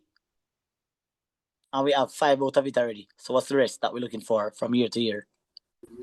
15. So you minus the 5 from the 20. That is correct, yeah. So yx then is equal to yx then is equal to 20 minus 5, which is equal to 15 centimeters. All right, so that is how you get the 3 marks. All right, for those of you who may have a slightly different method, I think that if you end up getting 15 for your answer, there is mathematical acceptance in that, because you cannot get the 15 without using some sort of ratio. So that's good. All right, so at first, when I saw it, I was thinking Pythagoras theorem, but we kind of moved too fast because finding this side won't help me in finding this side at all. Sir, could you explain it through one more time for me, please? Sure, no problem. So the key word in this question that I overlooked was the fact that they said similar triangle. And with similar triangles, what we do is that we compare sides. So if you look at the 2 red lines that we have, we're comparing this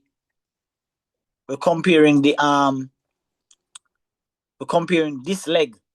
We're comparing this leg right here of the big right angle triangle with the leg of the small triangle.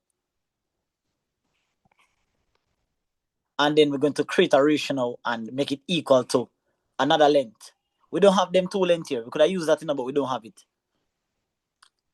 So we're going to compare it with this long length right here with this length, short length here.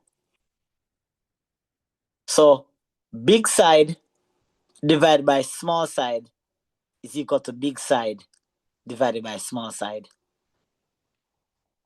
And then once you set up the equation right here, we'll just do some little mathematics and we get to our answer. Okay? Cross multiply and do everything. So at first, I thought it was Pythagoras theorem, but upon looking at it, it's leading me. Once we start get decimal, the question is not that complicated. All right, is it clear? Yes, sir. All right, lovely. All right, so determine the magnitude. Come on, ready for you now. Determine the magnitude of the angle. Come on, ready for you now. The angle what? Cosine. Sure, you check it. I guess. No, pull up your SOHCAHTOA thing and then. All right, pull up the SOHCAHTOA thing then. So SOHCAHTOA.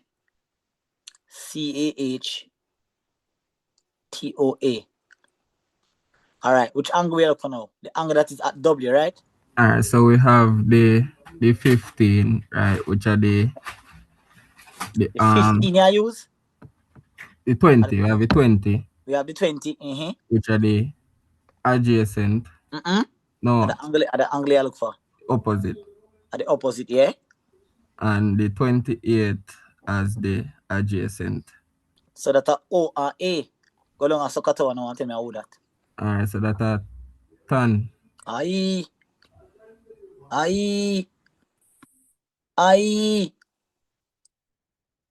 So tan theta is equal to opposite over adjacent. So tan of what? The angle is the 20 over the 28. Everybody go to so far, talk to me. My people in the chat, Ajir, Tatiana, I don't say Kalu, all right. I'm supposed to good. Alice, you okay? Yes, sir. Antonio, Aria, okay? Evian, comfortable, Kerry, Ellis, Dinan, Galia, Yes, on the sir. stay. And all right. Heinz, Jadia, Jan, on the stay. Yes, sir. Empress, you good? Miss Gentles, I know you over this. I say, what a easy exam. Safani, Matt Knight, Natalia, on all right. Trying to follow. Also, like a revision pan trig, Galia. Yes, sir. You know how much time you see, you have to act fast. Like literally tonight after the class, I done 2-3 hours rest and hit the books again. All right, let's go. 20 over 28, how much is that?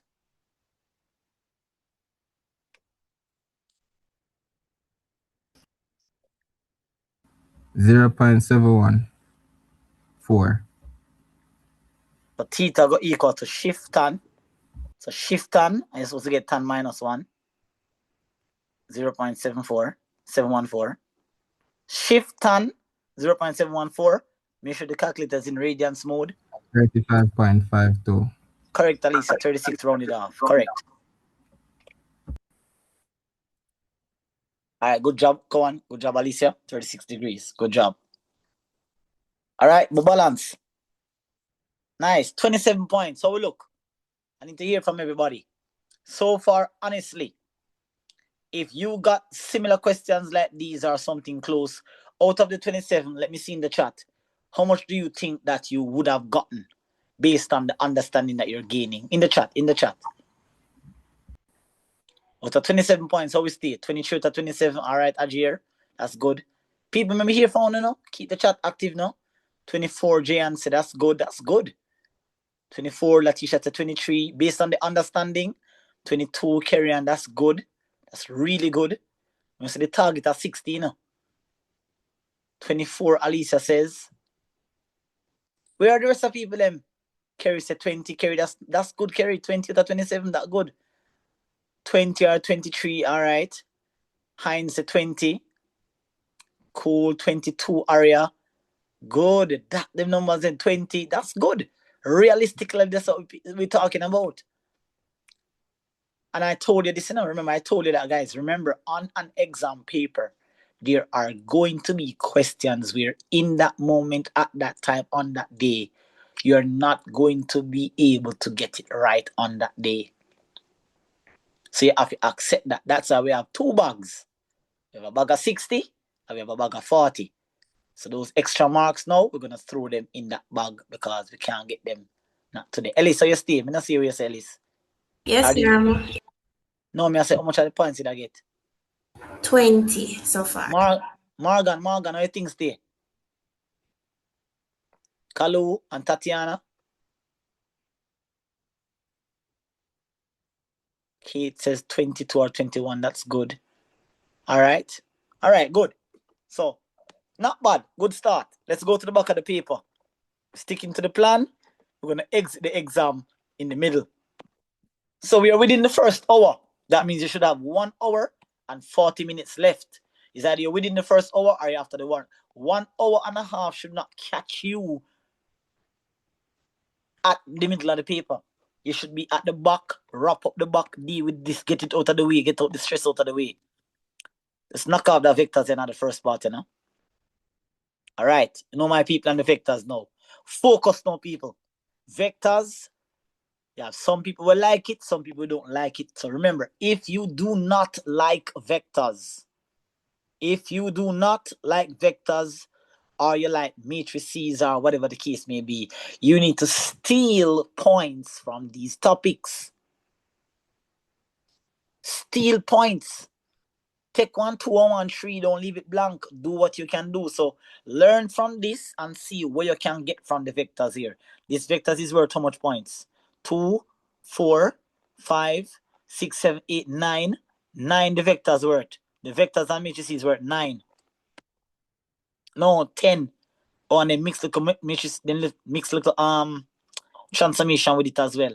So 12 points. All right. So watch it on, people. I'm gonna say something and crucify me if I don't want that happen. Notice that this particular paper here, it has what? Limited vectors. It has a balance. It has 4 points on vectors. It has what? 5 points on matrices. And it has what? 3 points on a bit of matrices and transformation mixed together. So this was a balanced paper. They never did too much. So expect so they might put a little emphasis on matrices and vectors. So you see it balanced now, it's a balanced paper. That means JDR, and not your favorite topic, but you'll realize that you can steal the top points from here. You can steal the 4 from up here and steal 1, 2 or 1, 3 from here and just forget about down here if it's too complicated. Yeah, man, but it depends on the people come on, so I have to explain it. All right, let's go, guys. Let's go. All right, matrices and vectors fan, help me out. The diagram below shows triangle OPR. The diagram below shows triangle OPR. Hold on, let me identify that something there. O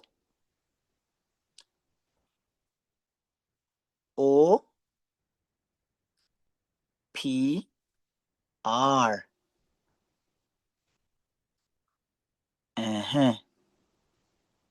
All right, good. Me see the triangle. The point M is the midpoint of OP. Where M there? Oh, see there. M. All right. So now, can we attack this? Remember, now, we don't business with what go on down here, so until we understand what go on up here, so. So talk to me now, vectors and matrices fans.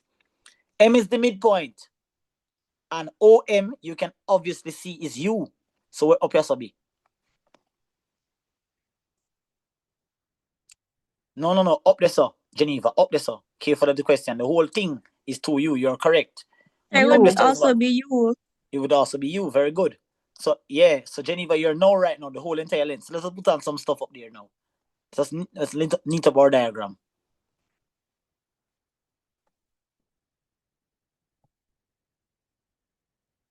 All right. So, watch out now. All of this. Come on, man. All of this right so are 2U, like what Geneva says. And was it Alicia? Who's the voice I just heard a while ago? Or it was Shamir? Yes, it was me, Alicia. Okay, Alicia, you said here would be you what? You as well. All right, we'll put on the measurements Stefan now, because later on I don't want no hiccup. All right, cool, boom. What else am I saying now? Hold on, I'm gonna cross out. Yeah. So me ever no focus. How you get 2U? Me add you and you, the whole length. Okay.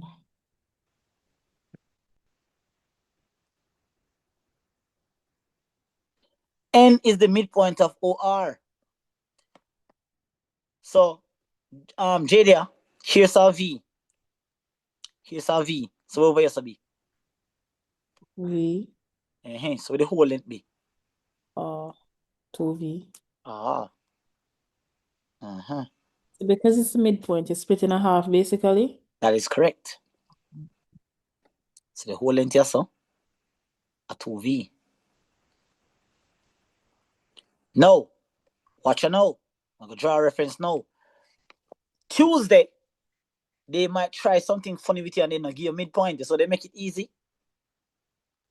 Midpoint, them give you, but they might give you something like 1/3, or they might give you something like 1/4, or they might give you in a ratio form. You just same way. If it's a quarter, then you know say one part is a quarter and the other part is 3/4. All right. You're not gonna see vectors again after today now. All right. Find, oh, that's it. We done? And then say OM is U, blah, blah, blah, blah, blah, blah. Okay, we have that. Ready or no? Find in terms of U and V. That means your answers, ladies and gentlemen, must be in terms, I must have V and U in the answer. V and U, or maybe U alone or V alone. MN. I need a triangle that gets me to N. I need words. I need letters. Tell me where do I go using letters to get to where I need to go.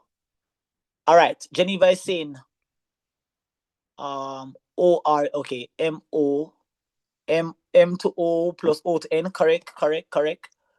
So Geneva says, sorry, I can scroll down. Let me see the question, please. See question here, sir.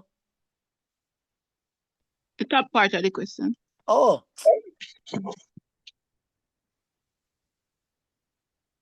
Got it? Yes, sir. So, Kerry, me know see you like that topic here, you know. M to N is M to O plus O to N. Wanna see that triangle? Everybody see that triangle? Yes, sir. Why could it be from O to M? Because I'm not at O. I'm at M. Oh, so I start where the first letter is? Yes, where I'm at, you know. Okay. So I must have my topic this at all. Yeah, but we don't want Oh yeah, I'm gonna try to steal 2 points. So I might have to access stuff for you what I already talk about, but yeah. Okay. Ashley, are you in the waiting room? Ashley, are you here? Yes, sir. Oh, okay. Oh, Ashley. Good day here, sir. I know said the other Ashley minute talk. Ashley Mattis. Sir, all sir. right.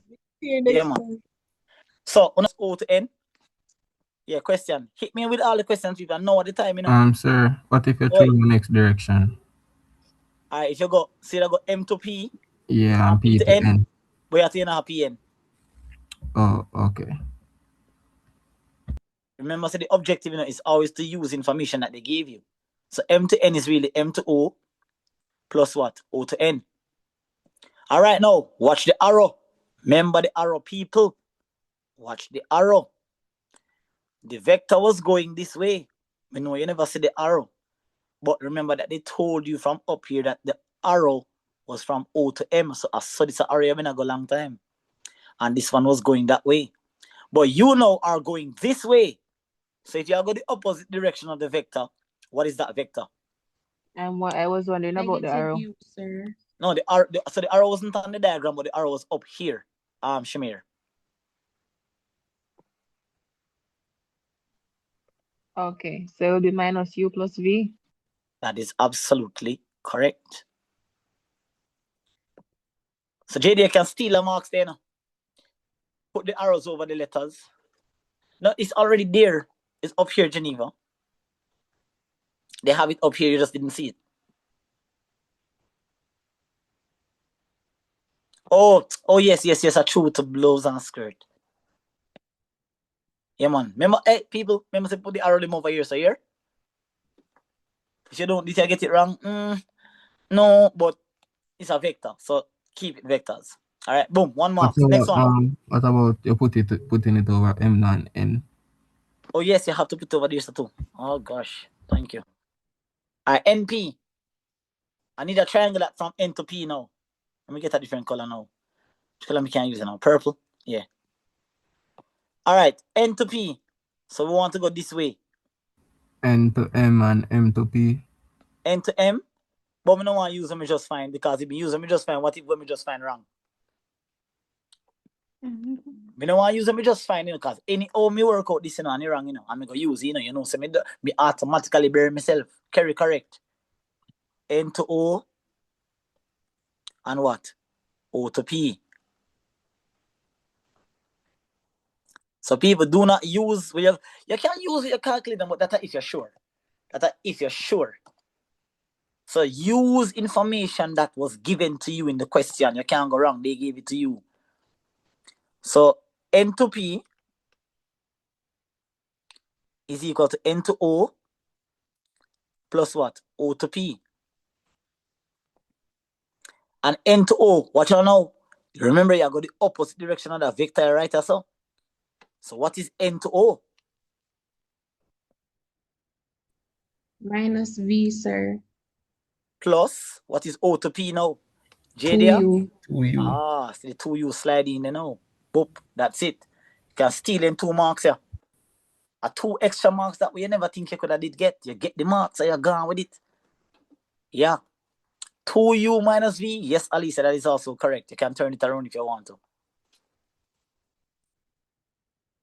All right, show that MN is parallel to PR. So show that they are parallel. To show that something is parallel, right? You just have to just show that one vector is something times the other. Remember, Shamir, remember yesterday or in the week in the marathon, I said to you that if you have a vector and it was Sir. 4, yeah. Yes, Miss Mitty. I was looking at Go ahead, PO, go ahead. where's the arrow and where's the arrow going from P to O? Oh, the arrow up from up here. O to P. So shouldn't that be a negative? O to P, O to P. No, man, but we are going this way now. So we are going now. So we are going in the same direction that the arrow was initially pointing right here. Because even though it's OM, you know, OM is still going in the direction of P. So O to M, M to P is the same direction as O to P. So this arrow was actually going this way a long time. Okay. Yeah. All right, Shamir, remember now, so the question is coming a slightly different way. Remember when we were working the question, was it Tuesday night this week? And I said to you that you were asking me about parallel line and collinear and the relationship and stuff. Yes. And I said to you that if you look at this vector here and this one, you can see that this one over here is 2 times that one, not true? Yeah. But this over here, so now, they're asking the same question what we learned in the class now. They're just asking it a different way. They want you to show them why it's parallel. So show them that MN is parallel to what? MN is parallel to PR. Yeah. So you have to prove that they are parallel. To prove that, you just have to just prove so one side is something times the other. So question now is, here's what you're going to write now. If vector MN, how much marks it worth? Hold on, 2 marks. All right, so so if MN is parallel to PR, then that means vector MN is going to be equal to something times PR.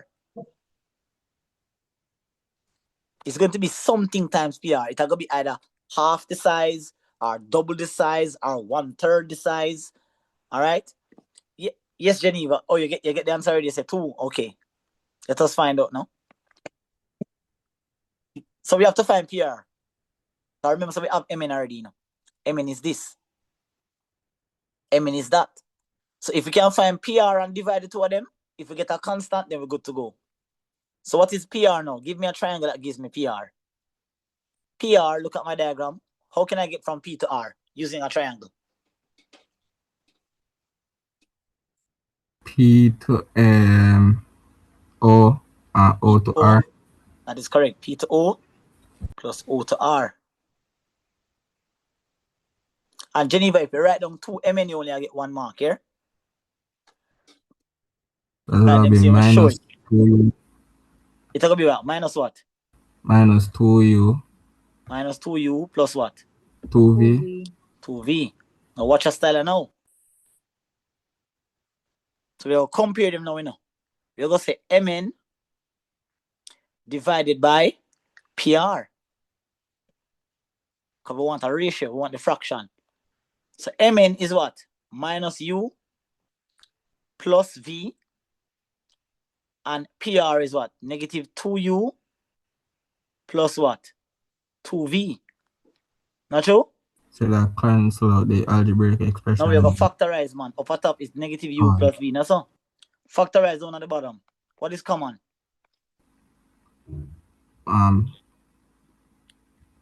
What is common? Minus 2. Open bracket u plus what? V. So we take out minus 2. A minus, sir. Minus v, right? Oh yeah, we factorize it. I know what you are gonna do. I'm gonna just factor out the 2 instead. Give me a second, hold on. You know, if you do it that way, you know, remember, you know, a lot of persons are gonna watch this video, you know. So we have to show them the thought process. So I'm gonna factor out the 2 instead. Right? I'm gonna end up with I'm not gonna factor out the negative 2. I'm just gonna factor out the 2 alone. So now I factor out the 2. I'm gonna be left with negative u plus v inside. That's all. And then now what I'm gonna do is just cancel them 2 here. So them go 1 time. So I'm gonna get a half for my answer. So Geneva, you must say I want to say then how me get 2 sir and you get half. Because of how me gonna write my answer. So I'm comparing MN to PR. But you are comparing PR to MN. Both is correct answer. So you can therefore just simply say that MN is equal to half PR, or as you girls would have written it, PR is equal to 2 MN. Same thing. Everybody balance? Yes, sir. Yes, sir. Yeah, man. And I don't have to do it that way, no. You don't have to do it that way. As long as you get the answer and you show some sort of proof, you're good. This is just this way that I'm showing you here is the correct mathematical way of doing it, so that they can see how you get the answer. But if you can look at it and figure it out, you might risk throwing away a mark or 2. Sir? Yes, question. Yeah. For the u and v, the reason why you became negative is because you went in the opposite direction? That is correct. Okay, thank you. Yep. All right, so we're good. So out of the 4, 2 or 3 on a field. Could I still want 2 or 1, 3? You could have figured out, you could have probably wrapped your mind around the third question. So maybe you could have figured out something, 2 or 3 out of the 4. 2, I said 2. I said 2, honestly speaking, 2. All right. Yeah, the last one, we probably would have get confused from the last one. That's fine. I'll know we're about 40 to fill up yet. 2 marks dash not the bug so far. We have 38 more points that we can dash with. Let's continue. The matrix P written in terms of A and V. Sorry, the matrix P that is written in terms of A, where A is a real constant, is as follows. So they give you a matrix here. All right. And no matter what them give you, people. Okay, so you only get 1. That's fine. It's okay. Right? Not your favorite topic, but you're still 1 point and go through the gate. That's fine.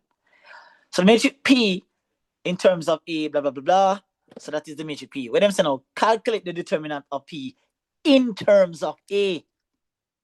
So a lot of you guys have emphasized on this thing so much. You're not going to get an answer like what you usually get in class for the determinant. You're going to get an expression for your answer. What's the determinant formula? A times D minus BC. So determinant AB minus BC. That is correct. All right, so let's label our matrix now. A, B, C, D. Soj? Miss Jada. Yes, Jadia. Yes, Miss. On my top. The AD stuff, that's where you say the leading take away the non-leading something. That is correct. So A is what? Look at the thing that we labeled up here. A is what? 3A times 2A. Correct. Minus 4 times 6. Minus 4 times 6. So what is 6A squared minus 24? That's 6A squared minus what? Minus 24. That is the final answer.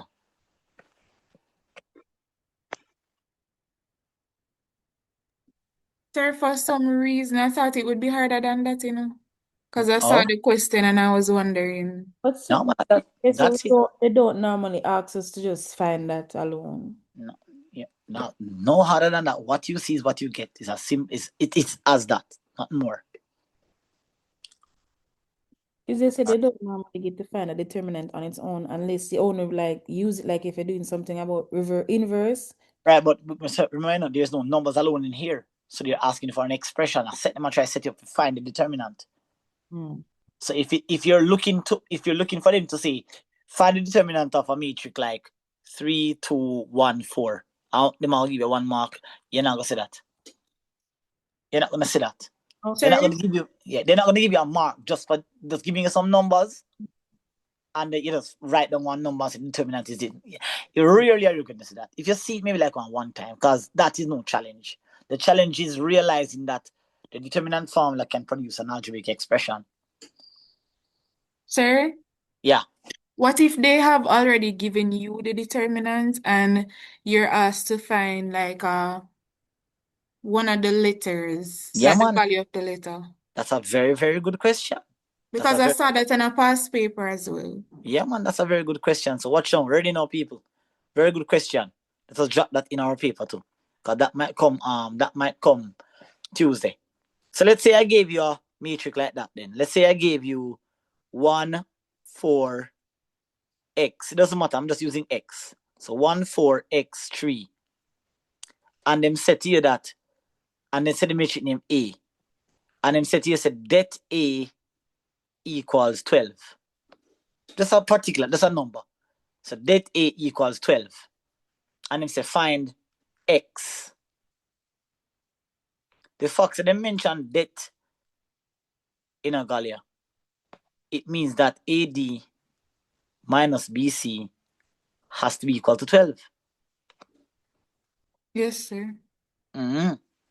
So the fact that they mentioned the word that, they're trying to evoke the formula AD minus BC. But since them tell us that the debt is 12, you just make AD minus BC equal 12. I just handle your affairs. Okay? And you do your thing. Okay, sir. Thank you. Yeah, man. So regardless of whatever wants to be in that bracket, we don't know and we don't care. We just know, so what we care about is that AD minus BC must be equal to whatever the determinant is. All right? So please make a note of that. Good question, good observation, Galia. That you might just see that on Tuesday. All right, next one now. Determine the values of A for which the matrix is singular. So this now is where some of the matrices fans, them like Kerry, would probably lose a mark, because if you forget what is singular, kiss that 2 marks goodbye. The determinant go equal to 0. That is correct. Kerry, write that down. If you see the word singular, the determinant is equal to 0. Now, them have a style. Them know say some teachers now tell them something here, you know. But watch this now. What if on Tuesday, them say determine the values of A for which matrix P does not have an inverse? Sir never teach me that. Lie you tell. Check your matrices. Would it be the same thing? It would be the same thing. Because when a matrix does not have an inverse, it is said to be singular. When a matrix does not have an inverse, it is said to be singular. So don't make them throw you off. All right? Watch a style now. Watch a style now, people. Watch the style now. Watch them think them can trick my students them now. Determine the values of X for which matrix P is, watch them now. Determine the value of X for which matrix P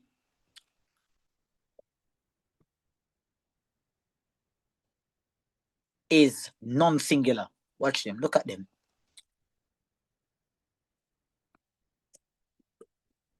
When a matrix is non-singular, it has a determinant. So in other words, then if them say to you, so they won't say determine the value of A for which matrix P is non-singular. They'll say determine or find the determinant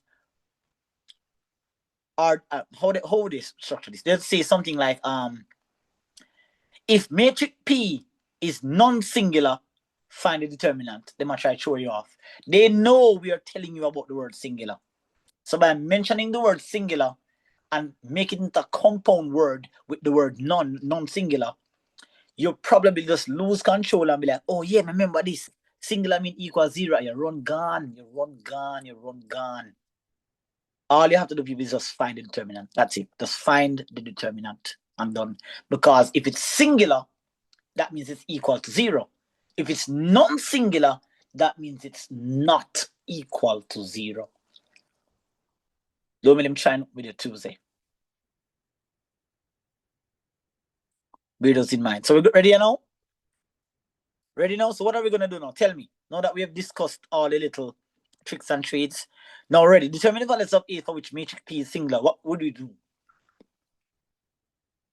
What do you do here? 6a, use 6a squared minus 24 and equal it to 0. That is very good. Correct. No, we're going to factorize now. No, we don't have to factorize. We can just solve it normally. Come in.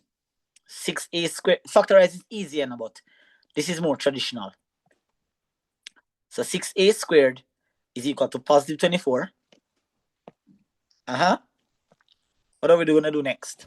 Divide by 6. Divide by 6. Use A it. squared. Yes, correct. Miss Hyman that? Or is Alicia? So Alicia. Okay, all right. So 6a squared equal 24. A squared equal 24 divided by 6. So a squared equals what? 4. All right. Now, you guys are about to make a mistake. We are about to make a mistake. I'm going to deliberately make the mistake and you correct me. So a, Ajir, correct.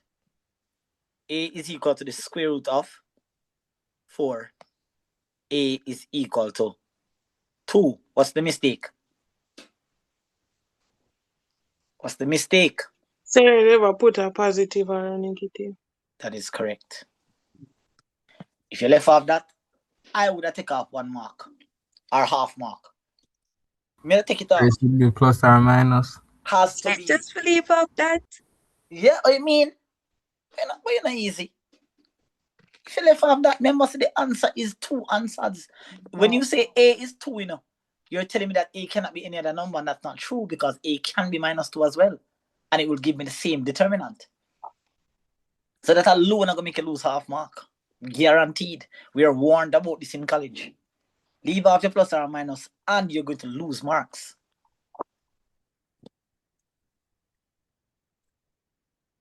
All right? Moving right along. Determine, what is this symbol? Oh, let me tell you already. Sure. Determine P minus 1, the inverse. So them don't tell it, if you don't see the word inverse, you see this here? Inverse of P for, watch them. Watch them. Oh, no, look here. Oh, no, look at this. Oh, no, look at this. Look at them people here. Trying to throw off my students. Trying to throw off use the word singular up here and trying to throw off my students using the word non-singular. Look at that. So they want the what now? They want the inverse. What is the inverse formula? 1 over the times adjacent.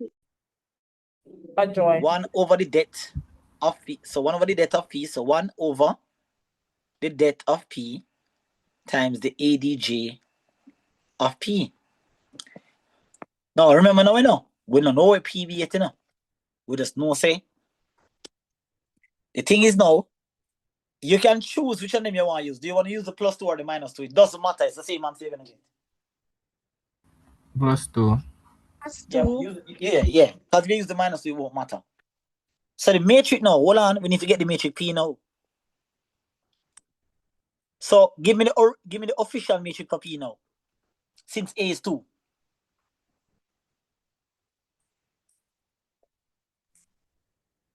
A. No, man, remember say A are 2, So if A are 2, you have 3A. What is that number? So 2. 6. 6, yeah. Then 4. Then 4. Then 6 again. Then what? Then 4. All right. Not true. Sorry, you want to switch up here. So P inverse for which P is non-singular. Something alright, you know, people. Something alright. Something alright. Sorry, I lost me there, so because No, I think the answer would have been the one over the 2 times the adjoint, which you would have change the but hold D on, hold and on, the hold on. A You say and 1 over change the 2. sign. You say 1 over 2, but the determinant on a 2 at the A value at 2, you know. So sorry, the determinant would have been the 6A square minus the 24 same way? Yeah, but that was just an expression. Okay. Right? That doesn't mean an expression. The thing is that when you say 1 over 2, you know, you're assuming that the determinant is 2 when it's not. We never found the determinant. We only found the value of A that would make the determinant equal to 0. But something right as a people, them say determine P inverse for which is non-singular. If it's non-singular, that means it's not equal to 0.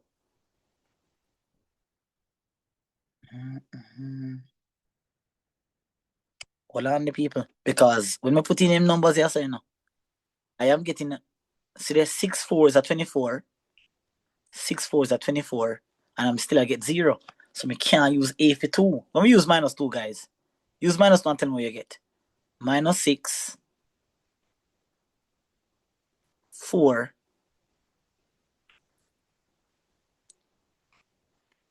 6, negative 4.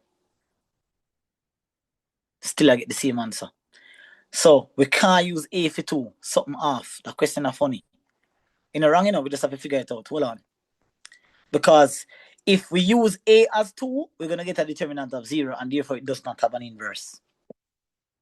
So determine P inverse. The inverse of determine P minus 1, the inverse of P, for which P is non-singular. If it's non-singular, that means it's not equal to 0.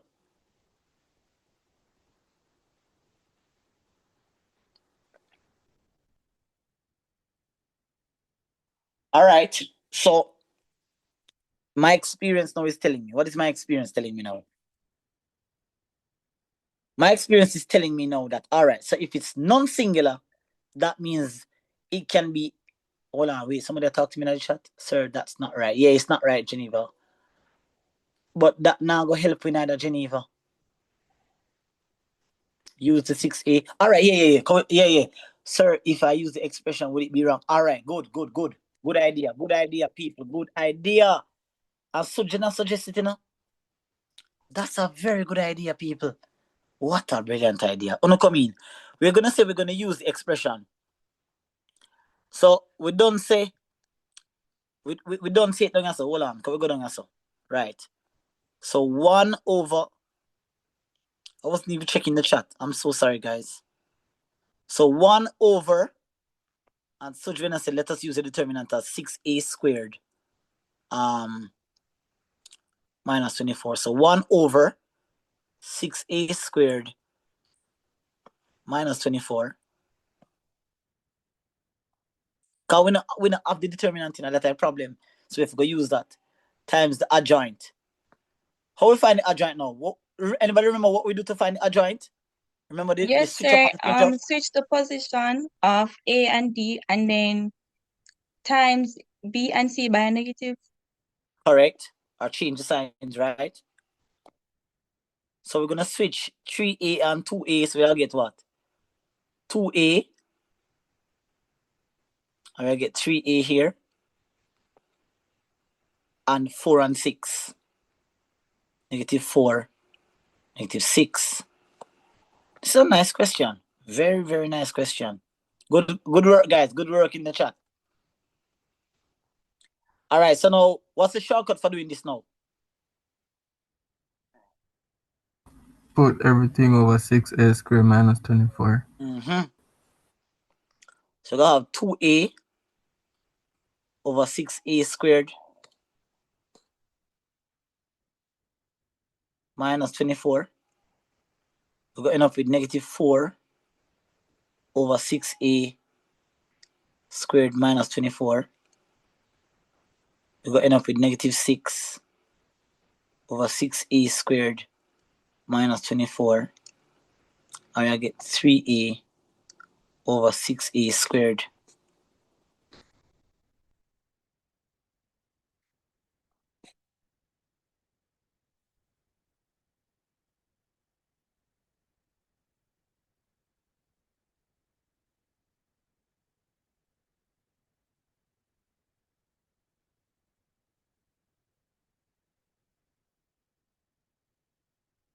All right, so we're going to do some factorization now. All right. But this is what I was saying in the beginning. Yeah, leave it like that, or I think you have to work it out. I would work it out. Yeah, me never realized, no people. That's time I said we have to work. Remember, this paper. All of that, sir. That's an easy factorization, because what you go cancel out the a and the a, and so. You go factor it, man. Let's have some fun. So 2a over, factorize the base. 6 A squared. Open bracket a squared minus 24. Not true. So would I cancel out this here? I would end up with what? A over what? A squared minus 24. Now say go.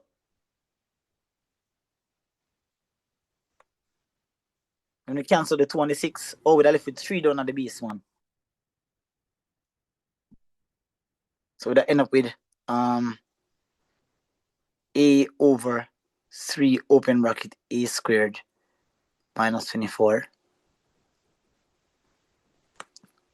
I would end up with, now the next one now we'd have negative 4 over, again it'll factor out the 6 again, a squared.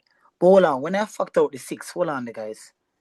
I think we are jumbling this thing up now. When I factor out the 6, you would leave it like that? Alright, that's fine. When I factor out the 6, I think I made a mistake here. When I factor out the 6, I'm going to left with 4. Come again. So the math's going meet up on it for the first time. When I do it like this, I'm authentic. That means you're seeing how my thought process goes. You're seeing I'm making the mistakes. When I do it this way, I prefer working math papers like this, so I can see where my mistakes are and how I figure out what I'm doing wrong. So I'm gonna say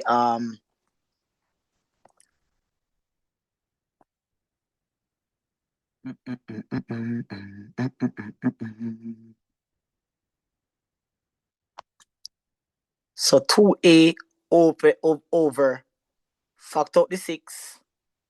I'm gonna have a squared minus 4. So when I cancel the 2 here, I left with 3. I'm gonna end up with the answer of a over 3 open bracket a squared minus 4. That's for the first one.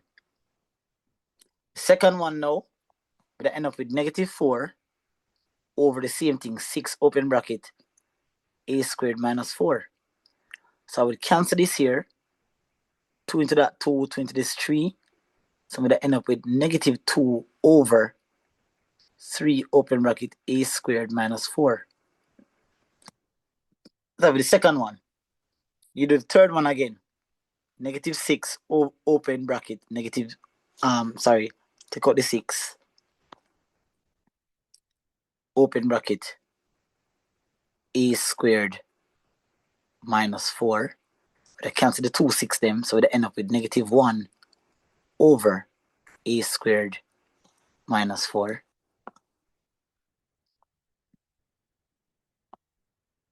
And then we end up with 3a open bracket, 3a over 6 open bracket a squared minus 4.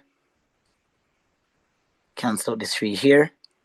So my final answer would have been a over 2 open bracket a squared minus 4. This is a nice question. Never see one like this before.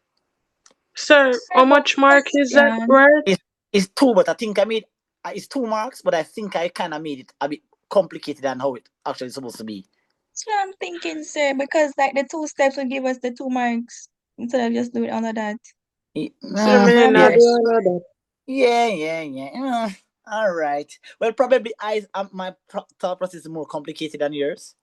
So if you find a more simpler way to get to the answer, do that. Do that, do that, do that. Do that, people, do that. But yeah, man. Yeah, man, yeah, man, yeah, man. This is my answer still. The matrix here, this is my answer. That's something right, that's something. The one them in red. All right, Alicia, you were saying something a while ago. Go ahead. So I was asking if we'd still get the 2 marks for the 2 steps that we were taking instead of doing the final step that you did.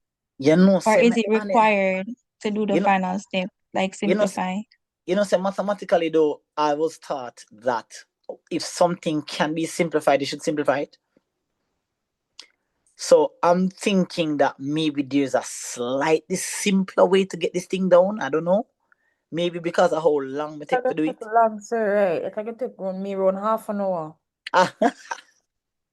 It's not gonna be that bad. You're exaggerating. I tell you. No, well, if that get half an hour, if you get 2 marks, move on, my friend. Me do all right. First half mark. No problem. So all right, so talk to me now, people. Out of the we're not finish it. We don't hear so now. All right, let's go. All right, so don't stress yourself. 2 marks. Let's move on. Write down the 2 by 2 matrix that represents the counterclockwise rotation of 90 about the origin and label it X. Remember the rotation formula I gave you? Yes, sir. Talk to me now. What is it?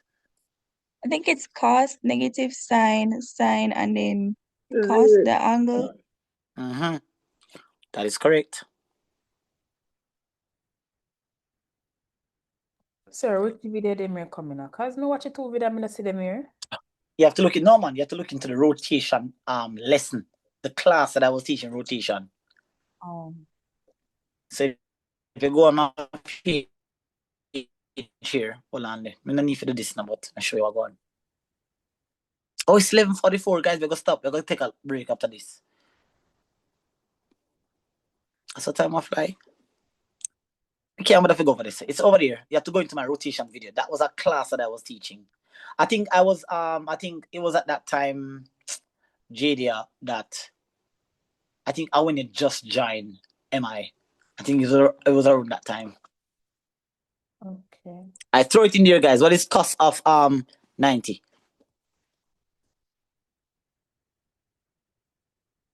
-1. 0. Me, I hear 2 ones. I know cos of 90 is 0, you know. 0, sir. So double check that. I guess so.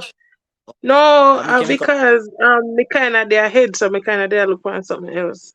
Okay, all right, cool. All right, so it is 0, -1. Hold on, wait. 0, sin of 90 is 1, so it's -1, 1, and 0. That's it. Oh, let's label it X. That's it. That is it. All right, next one. Counterclockwise rotation. Oh, by the way, what's another name for counterclockwise? Oh, let's label it T. Anti-clockwise. Yeah, correct. Antonia, you're saying something, say T, X. Isn't this what they said? They said label the matrix X. Also? Antonia? I was looking at the second one. That's the second question. Okay. So the second question says now, counterclockwise rotation. Somebody's mic is unmuted. Okay. Counterclockwise rotation of 90 about origin, followed by, so this is the counterclockwise rotation, followed by a reflection in the y-axis, given that Q is equal to this. Represents a reflection in the y-axis. Label this matrix T. So people, whenever them tell about the word followed means multiplied. Whenever two transformation takes place and they follow each other, you're multiplying them. So you're gonna take this matrix here, 0 minus 1, 1, 0, and multiply it by the matrix that they give you right here. -1, 0, 0, 1, and go row by column. Row, column. I row by column. 0 times -1 is 0. -1 times 0 is 0. Row by column now. 0 times 0 is 0. Negative 1 by 1 is negative 1. All right, finish with that now. This row down this column here. 1 times negative 1 is negative 1. Plus 0 times 0 is 0. Last column here. 1 times 0 is 0. And 0 times 1 is 0. Answer 0, negative 1, negative 1, 0. That's it. All right, interesting. 12 points. Let me hear the chat. Let me hear the chat. How much out of the 12 now get for that 1 year? If you had book up on this question on Tuesday, how much out of it would you get? Honestly speaking, 7 out of the 12? 6, sir. 6? Cool. 10? I don't like this topic. Oh, so that's why. Okay, 5, Sir. 8, 9, 11. Sir, Oi, you can zoom up your screen for me, please. 1 second. the BSR, the all right. Okay, that's all. Just come back out. Yeah, make it stay, make it stay. I don't understand the matrix part. Yeah, the last one I make puzzle you, or the overall matrices at all? The overall. Oh, you have to go watch a matrices video for that. Yeah, I'm gonna have to do that. Yeah, man. Sorry, make it a scratch me.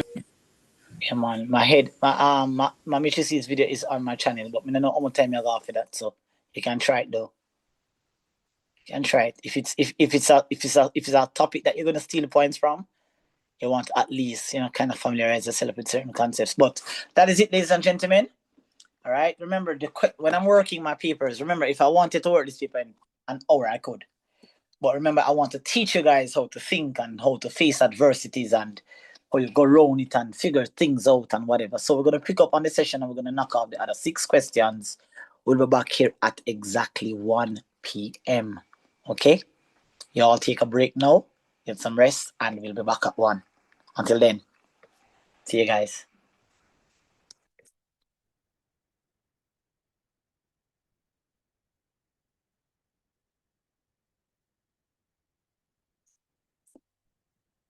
I take a break, guys.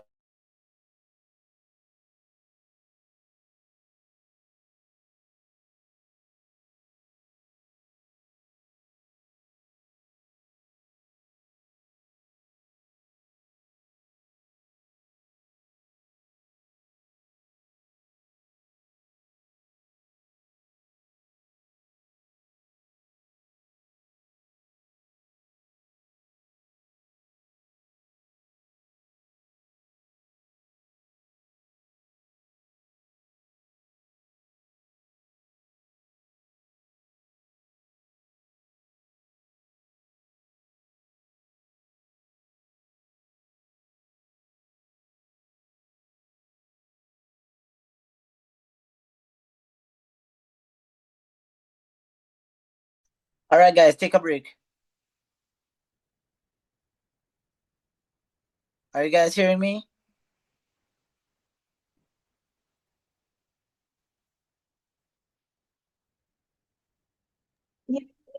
Yes, sir.